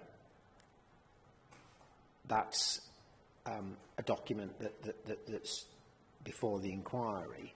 Interpretation of that document, is that a matter that you deal with? For each of the dark sky places, the Dark Sky Association provide a guideline like that document. Yeah. In terms of what has to be achieved during the application stage. If you've read the document fully, you'll recall various, I would call it, regulations that the Americans want to see in a dark sky application. I absolutely have read it. That's why I'm asking you about it. So it sounds as though you do deal with that, or your evidence is intended to cover that. Yes, it is. All right. And it is in terms of a dark sky community. There are dark sky places other than the dark sky community, like a dark sky park and a dark sky reserve, all with different requirements. And my evidence is for a dark sky community like Moffat. Okay. Well, let's just try and start there then. So let's go to the IDA dark sky community guidance. So that is CD 19.048. You've probably got a copy of that, have you?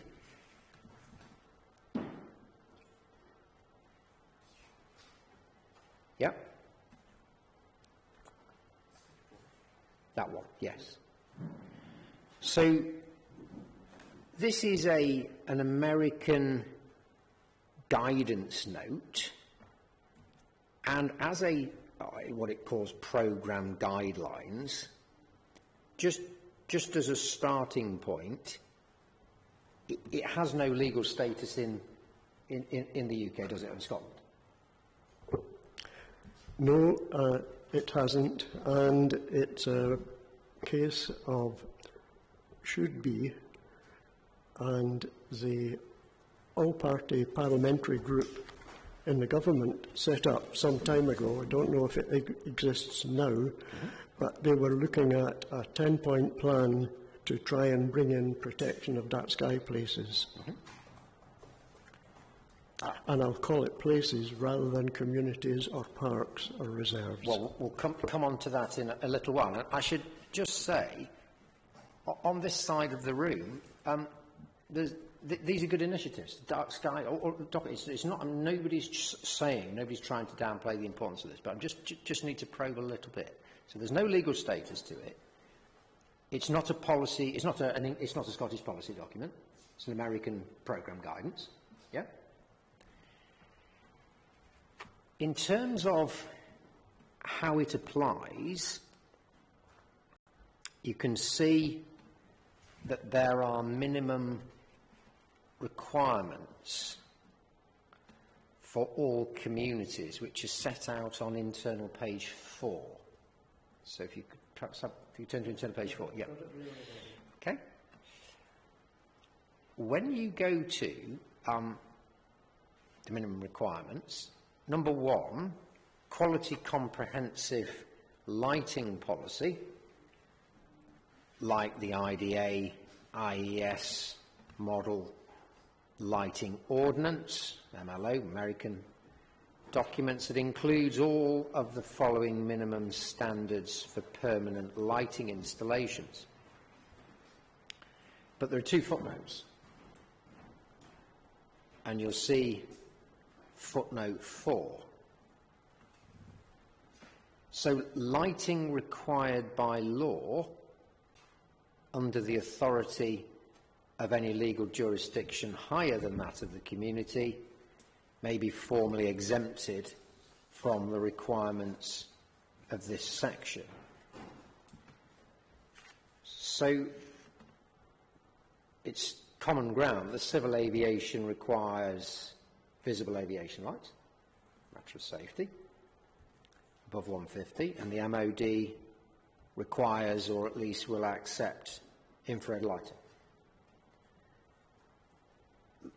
So if there is a legal requirement, which there is, under the authority of any legal jurisdiction higher than that of the community, well,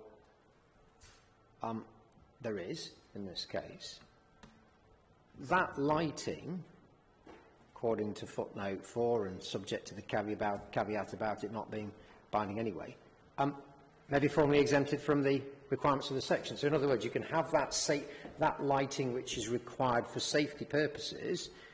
That will not mean that you fail the criteria. That's the case, isn't it? That's the case at the moment, but Moffat Dark Sky Community was set up before this particular document was produced. It's a 2018 document. Moffat Dark Sky application was made in under the 2013 guidelines, in which that was not a part.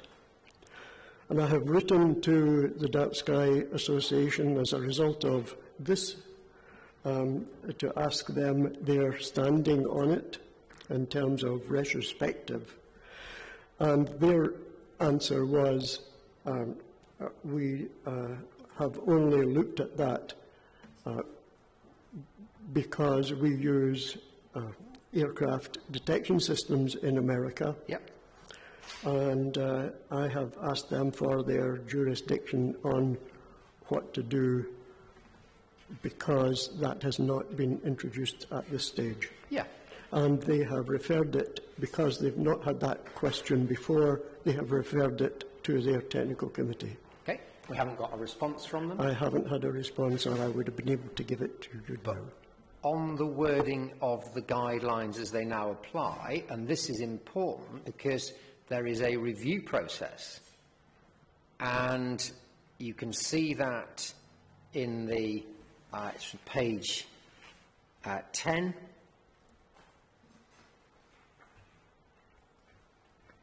And then onwards, page 11, so there is a review process, and then there's what's called a post-designation review and maintenance. And you can see in 11 that that's done to meet the minimum requirements, so they will be as they are at that stage. So that will now include these 2018 guidelines. Applying those, because the aviation lighting is required by law, by the higher authority, it wouldn't prevent, or it wouldn't affect the designation, would it? That's what the guidelines say. That's what I don't know. That's why I've written to the Dark Sky Association to get it from them in writing. Okay. Then our submission is going to be, just so there's no surprise, that with all the caveats, American, just policy guide, all of that, but even on its own face, 2018 guidelines would allow for, or cater for, aviation lighting required for safety purposes, and it would not affect the designation. That's going to be our case. So I hear that you've written, you haven't got an answer, but we have to leave it there. But that's going to be what we're going to say, Mr. Patson. Okay. There are some other technical requirements which I might come back to a little bit later. But I'm interested in the question of community, because you were quite clear in saying that this was a community, dark sky community, because there are dark sky places, aren't there? There are dark sky parks, there are different forms of geographical area. And what do you understand, or what is your principal concern? Is it Moffat itself, the actual built, the settlement, within the settlement boundary? Or is it a broader area that you're concerned about? It's a broader area. When I set up Moffat as a dark sky community, we already had a dark sky park over towards the other end of the county. Yep. And when I wrote the lighting plan for Moffat, I included the whole of Dumfries and Galloway. I included the part of South Ayrshire and probably part of the borders in, I'll call it a nighttime environmental zone classification. Right, that's a massive swathe. So there is a massive area from Galloway Forest in the west to Northumberland National Park, which was then at the same time as Moffat was coming on as a dark sky park. That's Kielder. That's in Kielder. In Kielder, yeah. Yes. Right. So, just to follow that through, what body did you put that forward to? That was put forward to the Dark Sky Association, and Galloway, Dumfries and Galloway adopted it as an environmental plan. Right. But the area that we're now concerned with, so you've obviously got the Dark Sky Park, we're not there, we're not affecting that. So how do you move from that massive cross-boundary, administrative district aspiration to the Moffat community? How did that descale from that very large ambition down to the Moffat community? It involved Moffat community locally, but there were at that time various other towns or smaller areas wanting to have a dark sky status. Yeah. And I covered the whole of Dumfries and Galloway so that there was one plan for the whole area and not having to go to different plans every time it happened. I've understood that. So that was a broad aspiration, very broad geographical area. We know that one of the products of that has been the dark sky part. That's fine. How did that plan reduce down to the Moffat dark sky town? With a separate document just for Moffat itself. It included surveying some of the lights in Moffat, in particular most of or all of the street lights, and to bring them from old-fashioned sodium to LEDs which point downwards.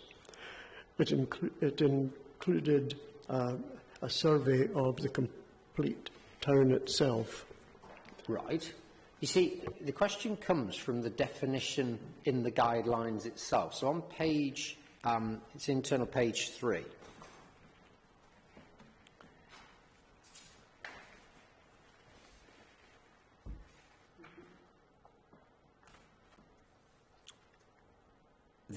An international dark sky community, which you said we're interested in, is town, city, municipality or other similar political entity that's shown exceptional dedication to the preservation of the night sky through the implementation and enforcement of quality lighting policies, dark sky education, citizen support, the ideal of dark skies. So, is that Moffat town? Is that the entity? So it's in town, city, municipality, or the similar political entity. Is it Moffat town within the settlement limit? Is that the dark sky status? I think it included Moffat as a community, and it involved the community boundary, which I think is round about 150 kilometres square. On a plan which I seem to remember doing some years ago. So it isn't, it's not just the town? It's not just the town. And you'll find that on page 42 of my document, there is a plan for the whole area. I've seen that. Showing nighttime environmental zones for the whole country. I've seen that, but you see, you've got to be a bit careful because terminology. So Moffat is a dark sky town, all right? That is not a phrase that we find in the IDA or the International Dark Sky Community Designation Guidelines. What it talks about is a dark sky community. And the dark sky community, it's defined as town, city, municipality or other similar political entity. What you seem to be saying is that your definition of community actually isn't that, but is a much broader swathe. It's 150 square kilometres. Is that right?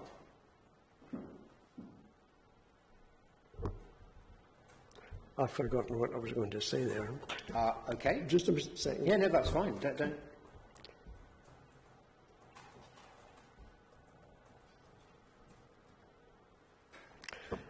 Yes, I was going to say, although it's a dark sky community, as far as International Dark Sky Association is concerned, they allow you to put your own definition of the area after you get the award, which is why you see 3 signs as you drive into town saying Moffat Dark Sky Town, not a dark sky community. But it is there It's there as a community as far as the Dark Sky Association is concerned. I think I understand that. What you're saying is it's self-defined. You get the chance to define community as you want. Is that what you're That's saying? correct, yes. Okay. Now, the concern that say, and I know it's not just limited to this, but Mr. Mandel has been interested in viewpoint 10, for instance, so close to Moffat, right? Seems to me that that's a rather different concern to seeing turbines, I don't know, say on Corrie Common, somewhere away. So that's why I'm asking the question about what the core concern is. Is that the status, is that the dark sky town issue, so within Moffat, all the good things the council has done, or is it a more diffuse, we just want dark skies over a much broader area? I would use your words, dark sky diffused area, yes. Okay. And that diffused area, or that broader area that we're talking about, isn't the core concern of these dark sky community designation guidelines, is it? When you read these guidelines, it's about improving outdoor nighttime quality of residents and visitors. It's about its idea of community is actually more about community, about Moffat. Taking an example, Moffat the town. It is not about the wider parts of Galloway. That's what these guidelines are for, isn't it? It's about street lighting. It's about diffusion. All good things. They're all good things. But it's about being in a community, not being out in the rural areas.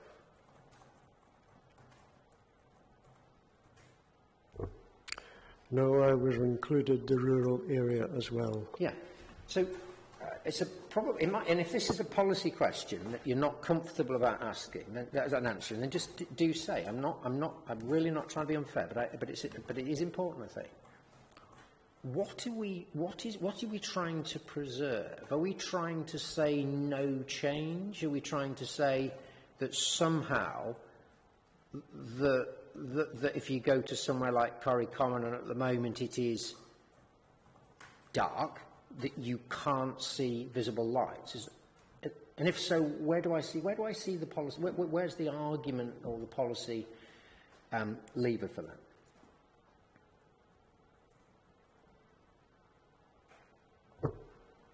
I don't think there's a legal policy, legal in terms of legality. Okay. I think it's a case of a voluntary maintenance of trying to keep a dark area dark, which is why I've covered the whole of Dumfries and Galloway in my plan. Okay, that's fair. For what purpose? What's the...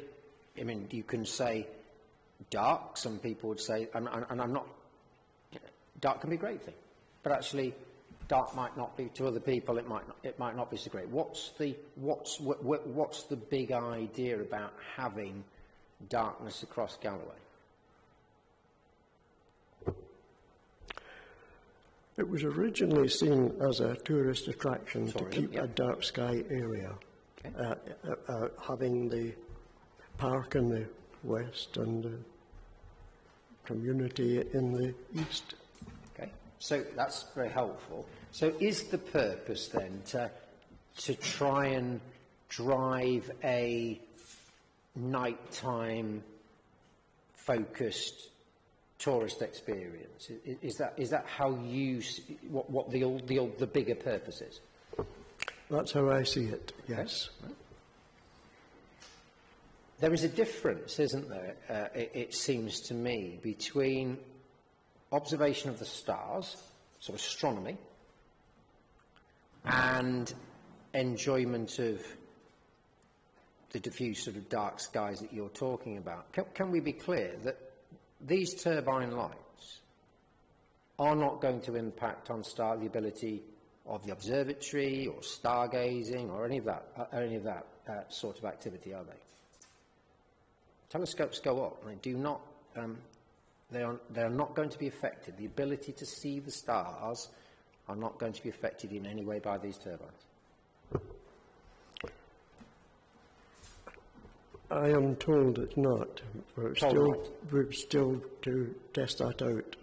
And I have asked some the most experienced astronomer within the club his views on it. And when you say there's at least one light visible from the observatory, for instance, it's within an area which we wouldn't normally be looking at. It's within the 10 to 20 degree elevation, which we don't tend to use with our telescope. It's within an area which has turbulence in it anyway. So as far as the observatory is concerned, he thinks that it wouldn't affect the observatory. That's a very fair answer, and that's our case as well, that actually stargazing, astronomy, or use of observatory is not going to be impacted by these turbines at all. So what we're then down to is a more diffuse protection of dark skies for the protection of dark skies. So in other words, an experiential thing, people coming here because you can have a dark area. That's really what we're talking about, isn't it? It is. Yep. And I would continue to say that that's the part that really worries me. Because, and I'll call it credibility, rather than status, I would call it credibility, with the passing tourists saying, how can Moffat have a dark sky status with all the red aviation warning lights? Well, in terms of the guidelines, we've been over that. So the status, our case is it's not going to be affected because it's specifically provided for. So it would be the credibility then of somebody coming to stay in Moffat, and they would say, I would have come to Moffat because it's a dark sky town, but I'm not going to come now because of the one or two visible turbine lights, certain conditions at Scoop. Is that the case?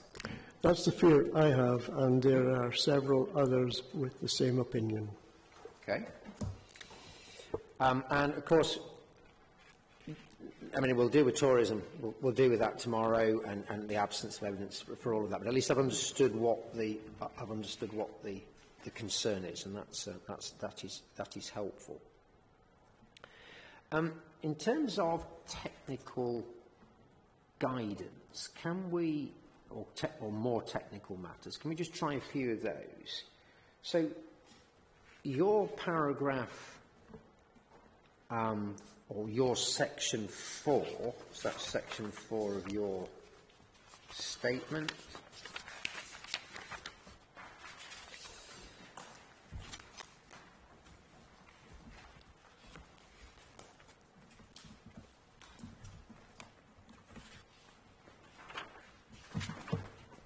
Where it's headed cumulative assessment.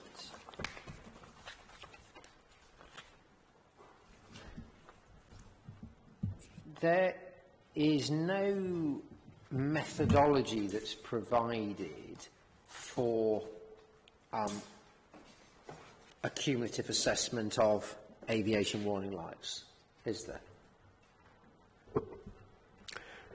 No, there isn't, and it might be interesting at this stage to say that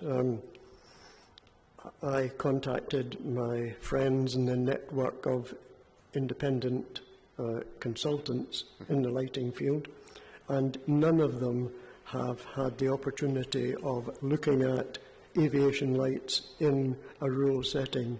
This is the first time any of them have had to look at a large-scale application as far as aviation lighting is concerned. Okay. I mean, there have been other... Do you mean in the UK, or is this an international community, or...? I mean in the UK, but there has been at least one looking at it. Dr. John Barentine has looked at it as an American viewpoint. Yeah, but I mean there are wind farms in Scotland which have raised this issue. Mr. Welch has given a list of those. As you know, Crystal Rig 4, we've got Clockery. There's a number of them. So is that what the group that you're involved with either didn't know about those or just weren't involved?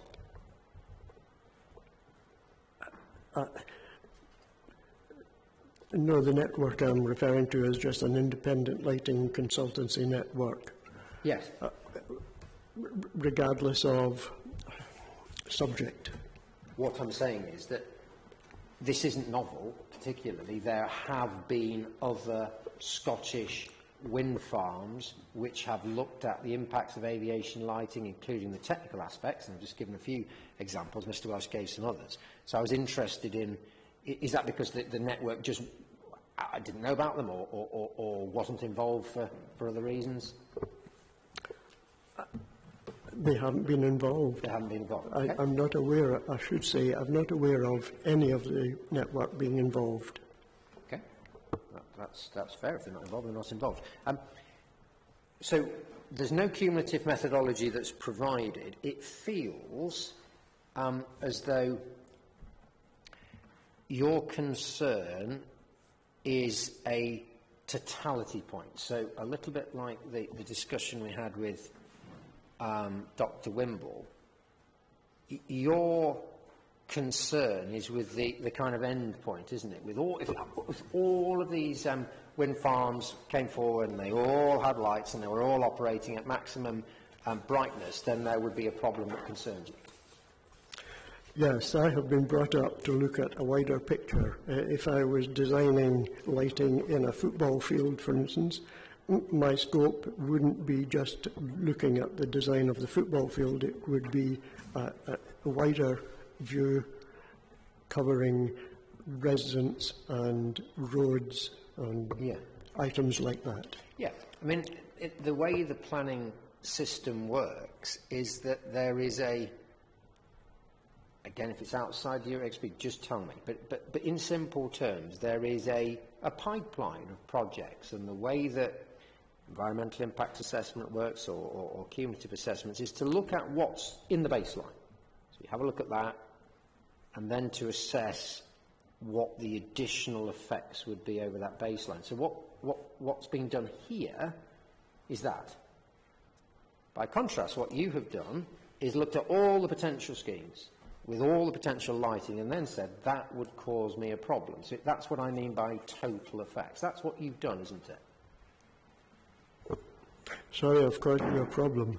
Sorry? I'm sorry I've caused you a problem, but that's the way I would look at it. No, you haven't caused me a problem at all. It's just not, I'm going to submit, I'll be open about it, it's not the way it works.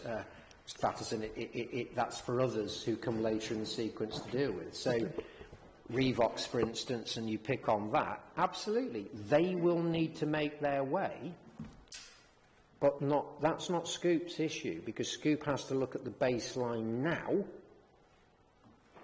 look at any effects, are they acceptable or not, and then scheme the next one, and schemes that Y and schemes Z, then have to look at the baseline as that baseline moves. So you've jumped, haven't you, to the end game. You've said, well, look, if all these come forward, that's when I've got a problem. I think Dr. Wimple was almost there as well. Well, and you heard I'm not going to take you to guidance, but that is not in our submission the way that works, and that will be a clear submission we make to the ministers. But whether or not that's right, can I just be clear that that is what you have done, isn't it? Indeed, it has. It is, yes. You're about totality of effect. That would be a nice word to use. Yes. Sorry. Totality of effect. Yeah, that's the phrase I will use. So, in terms of the cumulative effects of this scheme. So by that I mean baseline plus this scheme. You haven't looked at that in isolation, have you? I think I have.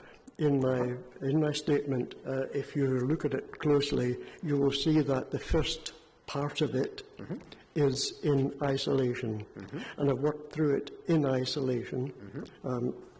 Again, looking at viewpoints from within the presentation, and also putting numbers to viewpoints, viewed lights, rather than the totality of hubs. I've concentrated on the lighting aspect and itemised individual turbines from different viewpoints. We'll come back to whether the metric that you've used in your table 3.1 is right or not, but the concern when you read your report is about, I'm reading from paragraph 4.6, of considerable concern is the discovery of exclusive wording, additional LVI information about scoping stage wind farm and cumulative updates and so on. It's about the total number, isn't it? And that's when you get to your table 4.1,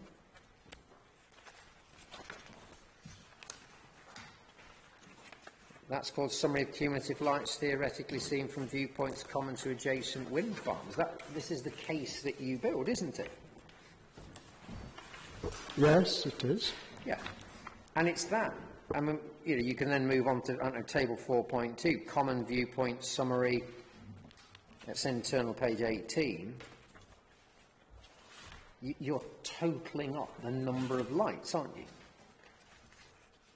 You can see, I don't know, viewpoint 17, you're saying there's 74 red lights.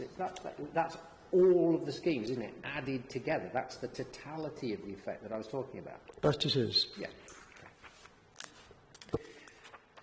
All right. In terms of the potential effects,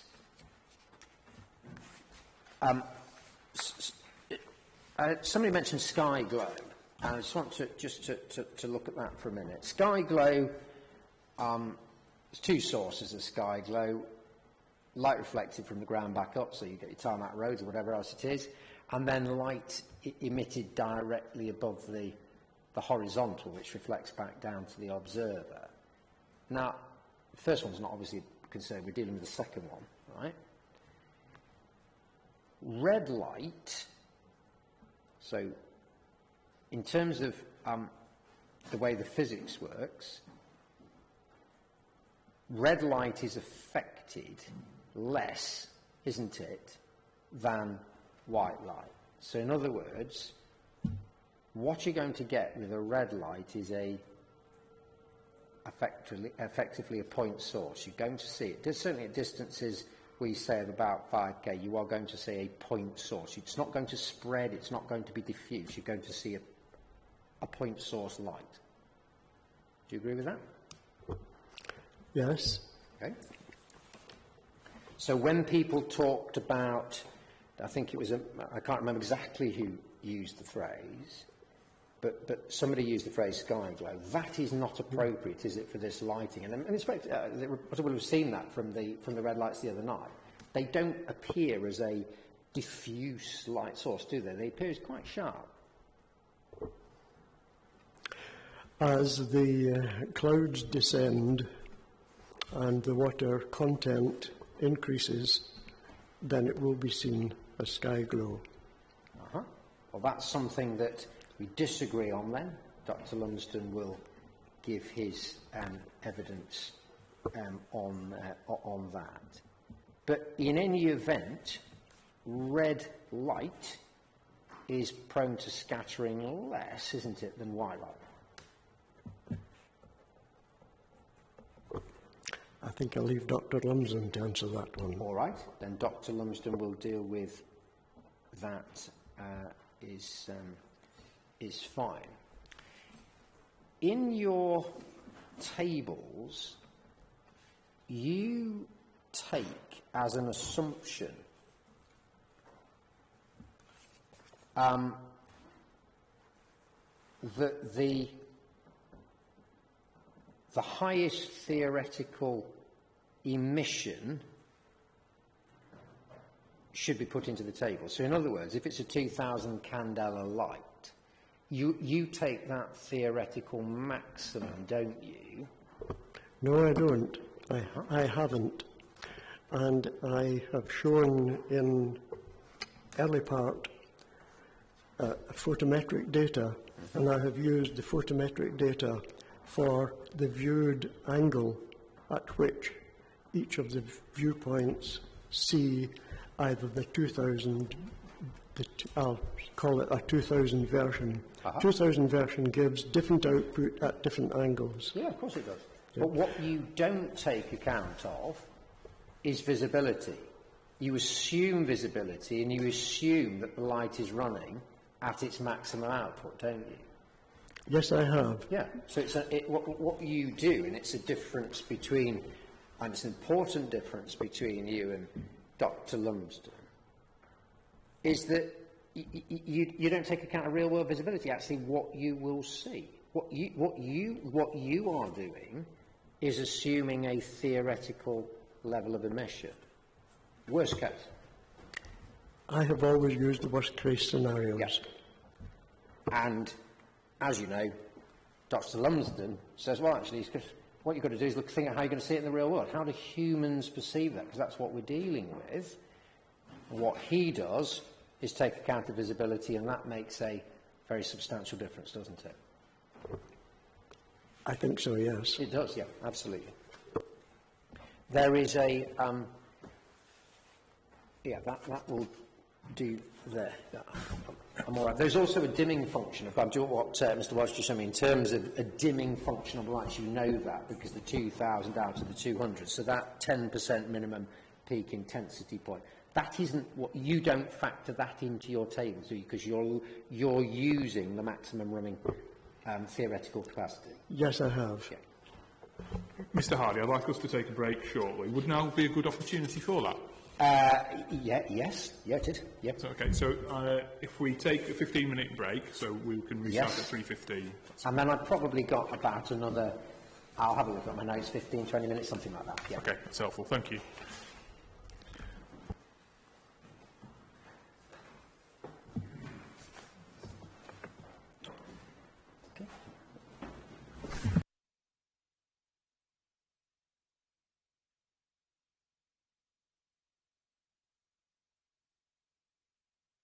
Everybody, thank you.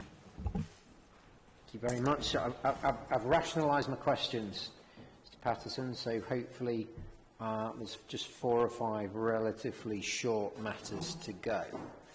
I want to look at the Dumfries and Galloway guidance which is called the Dark Skies Friendly Lighting Guide. Looks like you've got a copy there, yep, and that is CD 15004.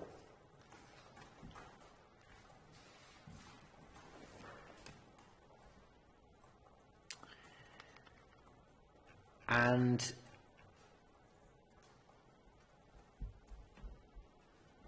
you can see that that's supplementary guidance, February 2020.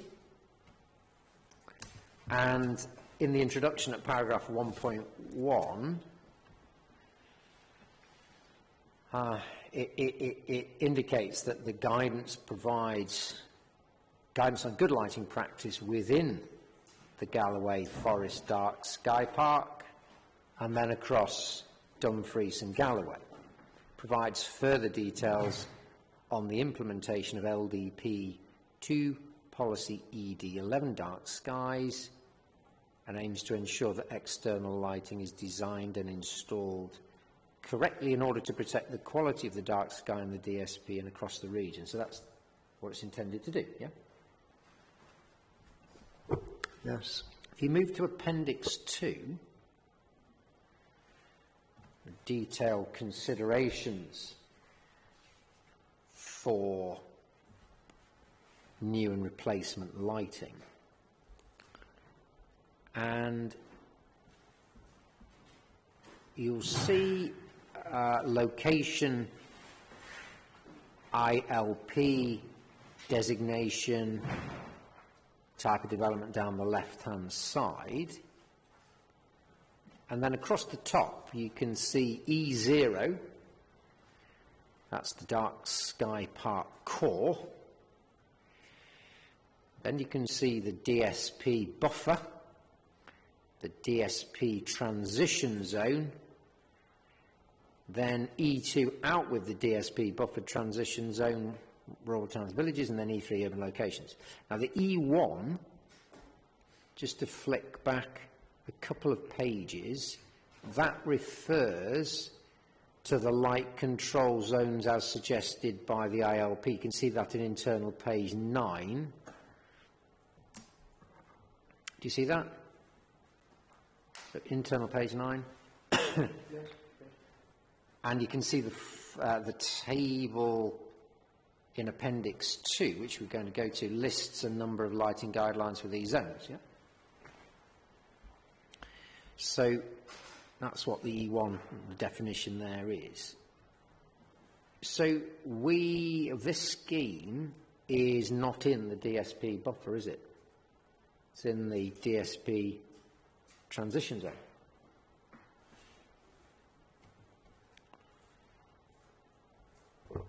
No. No, you agree with me, it is not, we are not in the buffer zone, are we? No. Correct. So, you then look at the guidance for the types of turbines or the types of development. You see on the left-hand side, and you'll see at the bottom of that table, wind farm development, turbines, and anemometer masts. You see that?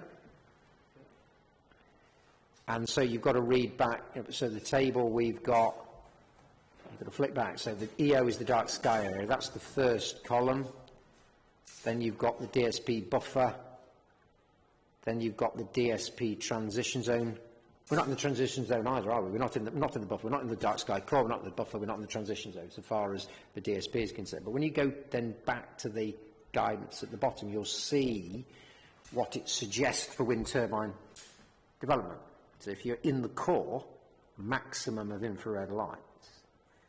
If you're in the buffer, maximum of infrared lights. But then you move outwards, the transition zone, preferable for maximum of infrared lights. And then in the E2 area, you are preferable for maximum of infrared lights to be used. So the guidance differs, doesn't it, in terms of this supplementary guidance as to where the scheme is. And here, the important move is from restricting new lighting to being infrared to one of being a preference. You can see that in that bottom row, can't you?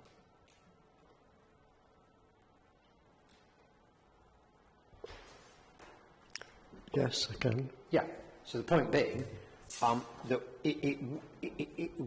the scheme would not be breaching this policy because we are in a preference zone, not a mandatory infrared zone. That's the guidance which the Council itself has promoted to protect the Dark Sky Park and indeed Dark Skies over Galloway. That's right, isn't it? That would appear to be so, yes. That's okay. So that's policy. Completely separate matter of cross dikes, which you deal with, I think, at paragraph 5.6 of your document.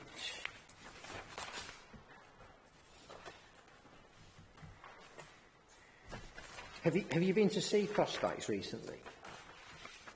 Yes, I have. There's been some changes, haven't there? I viewed it during the changes. During the changes, okay. That's our instructions are that the position that is now, or was now to be seen. I went to see it on Monday night. I think Paul went yesterday or Tuesday, whatever it was. That's the resting position, isn't it? They are now at the position which is going to persist. That's 5 lights. Yes, that's correct, but I haven't seen that yet. Right. So when you said you'd been during the change, what you meant was literally during the period when they were moving to the new scheme? Yes. Right. But you haven't seen it as it is? I haven't been able to get there due to other eye problems.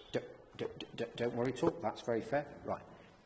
But my instructions are, I mean, if you get there, my instructions are that the 5 lights are kind of where we will, where we're going to be. 2 lights fitted, that's in case of a failure, isn't it, of one. They're not both on, but if you have one that fails. That's correct.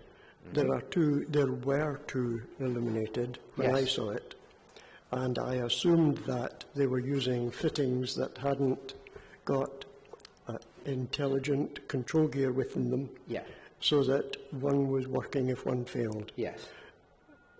I now know that they've switched one of them off. Yes, exactly. So we've got five lights, and if what we've agreed that that's the resting position, so the reporter has seen the position as it's going to be. I was going to ask you a question about flicker and using cross dikes as an example, but if you've not seen it in its resting position, then it might not be something you can answer. But let me just try that. So flashing and flickering, as Dr. Lumsden says, are a function of distance. So you get to a point about 5 kilometres, that's his evidence, where the eye can't detect that you'll see function of flickering at about 5k, but when you get to, say, 10 kilometres, the eye can't, as a matter of biology, pick it up. Do you have a view on that? Yes, when I saw them with 2 units working in tandem, I wasn't conscious of not being able to see them. The only reservation I had on that was when I tried to take the photographs of them. The camera wasn't too good at finding them. But that's not part of viewing. I was very conscious of them, and that was at spot height 236 on the Ordnance Survey map, just south of Corrie Common. My point's slightly different, and it maybe it's a matter for Dr. Lumsden. It's this: that concern was raised about blades passing in front of lights and giving off a flashing or a flickering effect. And the question I was putting to you was that the eye has its limitations, and you get to a point where about 10k, actually the eye can't discern that. So even though that may be actually happening at the turbine, the human eye can't pick it up. Is that something that, if you don't know, just say, but is that something that you, from your experience, would feel able to agree with? When I saw them they were flashing on and off as the turbine passed between the light and me. And at what distance was that? And that would be about 5 kilometres. Absolutely. That was my point. Function of distance, about 5k, you're going to pick up flashing and flickering. The eye can do that. But as you move away, then the eye can't do that. And the evidence from Dr. Lumsden is about 10k, you can't do that. So the simple point is that flashing and flickering, that is related to distance from the turbines? Can we at least agree that? I wish I had stopped at Banks Hill when if I had been known you were going to ask me that, I would have stopped at Banks Hill because it's roughly 6 kilometres away. Fine. I suspect you'll still see it at 6 kilometres, but if you want to go back, Mr. Patterson, then of course I will. Then of course you can. Okay, I think we're almost there. One of the things I've noticed is it's got darker in Moffat. This is a completely different topic, because we're just moving to something different. The garage that you see across the road well, the two garages in the town are extremely bright. Do you know whether that is a regulatory thing? So under the dark sky guidance, whether or not they have a safety pass, if you like, that they need to be lit, or is that they just haven't really paid much attention to the memo in terms of dark sky? No, to that I would say all the lighting within the two garages, perhaps all the lighting with the exception of the vertical signs, all point downwards and they're under a canopy which complies with the Dark Sky Association guidelines to have light pointing downwards. What they do also is that they switch off at 10 o'clock when they close, and all the lights go off, I think. So in line with Dark Sky Association sort of guidelines requiring less light after 12 o'clock or whatever. Yeah. Unlike the lights on the turbines, which through necessity need to burn. Absolutely, we've been over that. It was just a point of interest. So I don't know what the answer is. I just was interested. So are you saying that the garage, the two garages, have had reference to the requirements for the dark sky guidance, and actually the position that we see enables the accreditation, or it doesn't interfere with the accreditation? What you see complies with accreditation. Complies with the accreditation. All right, that is very helpful. Thank you. Let me just check my notes. Mr. Patterson, I think.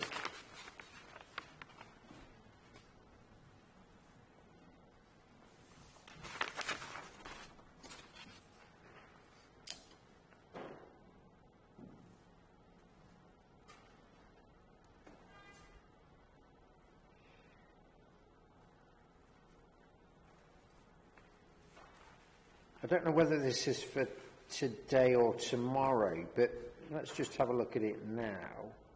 Measurement of darkness. So measurement of dark skies. I think it's your hearing statement, paragraph 5.1, where you talk about a device which is called a unihedron sky quality meter, or an SQM. That's correct. Yeah. The way an SQM works is that it's pointed up at the sky on a clear night, isn't it? Yes, it is. It's not to be pointed horizontally or down at the horizon. The idea is to look up. Very definitely, yes. Yeah. Because what that SQM is doing is referencing the darkness of the sky overhead. That's its purpose, isn't it? Yes, it is. So the SQM isn't particularly sensitive to red light. It's not its purpose, is it? Let's just stick with that. The purpose of your SQM is to look up and to see how inky black the sky is. That's what it's doing. That's correct. Yeah. All right. Final question, and that is in relation to documents, the Aviatica report. So there was a report produced by Mr. Spaven, who works for Aviatica. Had you seen that? So that's CD 19052.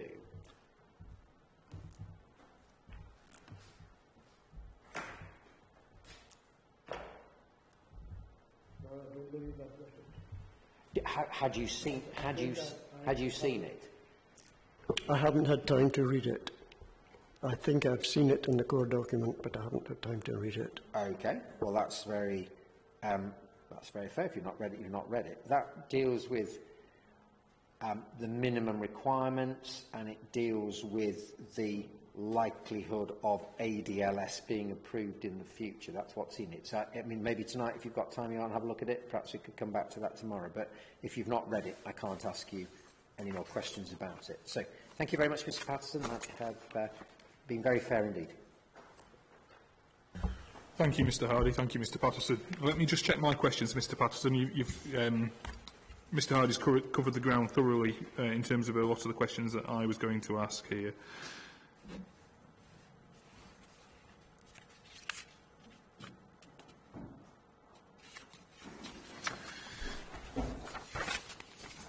Perhaps just a point of clarification in terms of the dark sky town. Am I correct in saying that your concern isn't that the dark sky town status isn't itself in jeopardy from this proposal, but it's essentially more around the perceptions of residents or visitors coming to a dark sky town and seeing red aviation lights up on the Moffat Hills? Is that fair? That's fair. I think I would use the words. I would use the words more worried about credibility than the status, but that doesn't mean to say I'm not worried about status.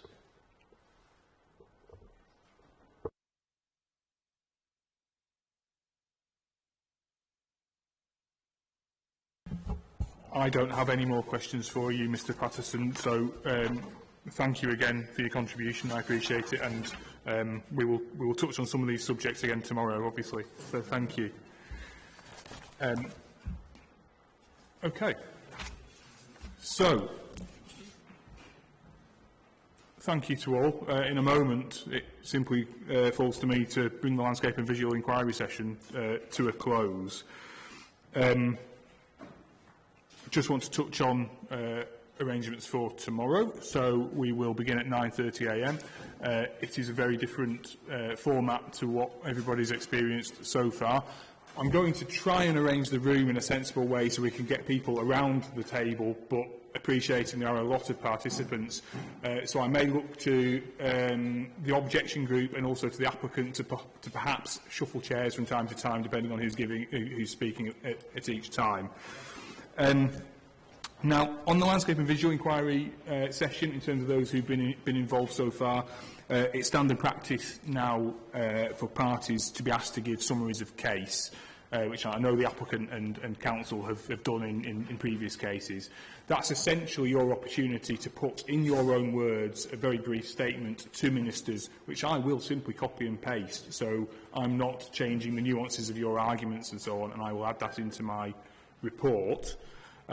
So that's standard practice, and that's in addition to closing submissions. I'm going to ask that because in terms of closing submissions, where there are, we have cases where there are individual topics, but not everything is up in the air. Is it right that you'd want to have closing submissions dealing with policy, with landscape, with the dark sky issues, but then not to cover other things because they are just treated basically in the, on the written case that we've put in? Is that what you'd like to see? Yes, please. Yeah, that's right. So, and in terms of for the benefit of others who aren't familiar with the kind of closing submissions process, there's no expectation for all parties to make closing submissions. So that's at your discretion as to whether or not you would like to. I suspect that with the opportunity to provide focused summaries of case, that may well provide the ability to say what you want to say in that format, but Yes. I'm quite content to receive both. But I think what I was, and I think you've answered this, but what you are not expecting is an all singing, all dancing, dealing with heritage and ecology and all that we're just going to do with policy, with landscape, with dark skies. Those are the matters that we will be dealing with in closing. Keep it focused to the matters that we've been discussing. Yes, please. Yeah, thank you. So to help those, to help you produce summaries of case, we do have a Word document template which you can use. So I'll ask Audrey, the case officer, to circulate that to all parties. And in terms of deadlines for that, I would ask to work to the deadlines, for the same deadlines as that I set for closing submissions. So as a reminder for what those were, it was the 6th of January for all parties except the applicant who gets the final word with closing submissions, and that was the 13th of January. So hopefully, taking into account Christmas and I was hoping to avoid Christmas Day, so that was my plan. Are there any other questions, matters arising before I close this session? No? In which case, can I just thank you all for taking this in the spirit that it was intended? It's been a very constructive few days, so thank you again, and I will see some of you tomorrow. Thank you.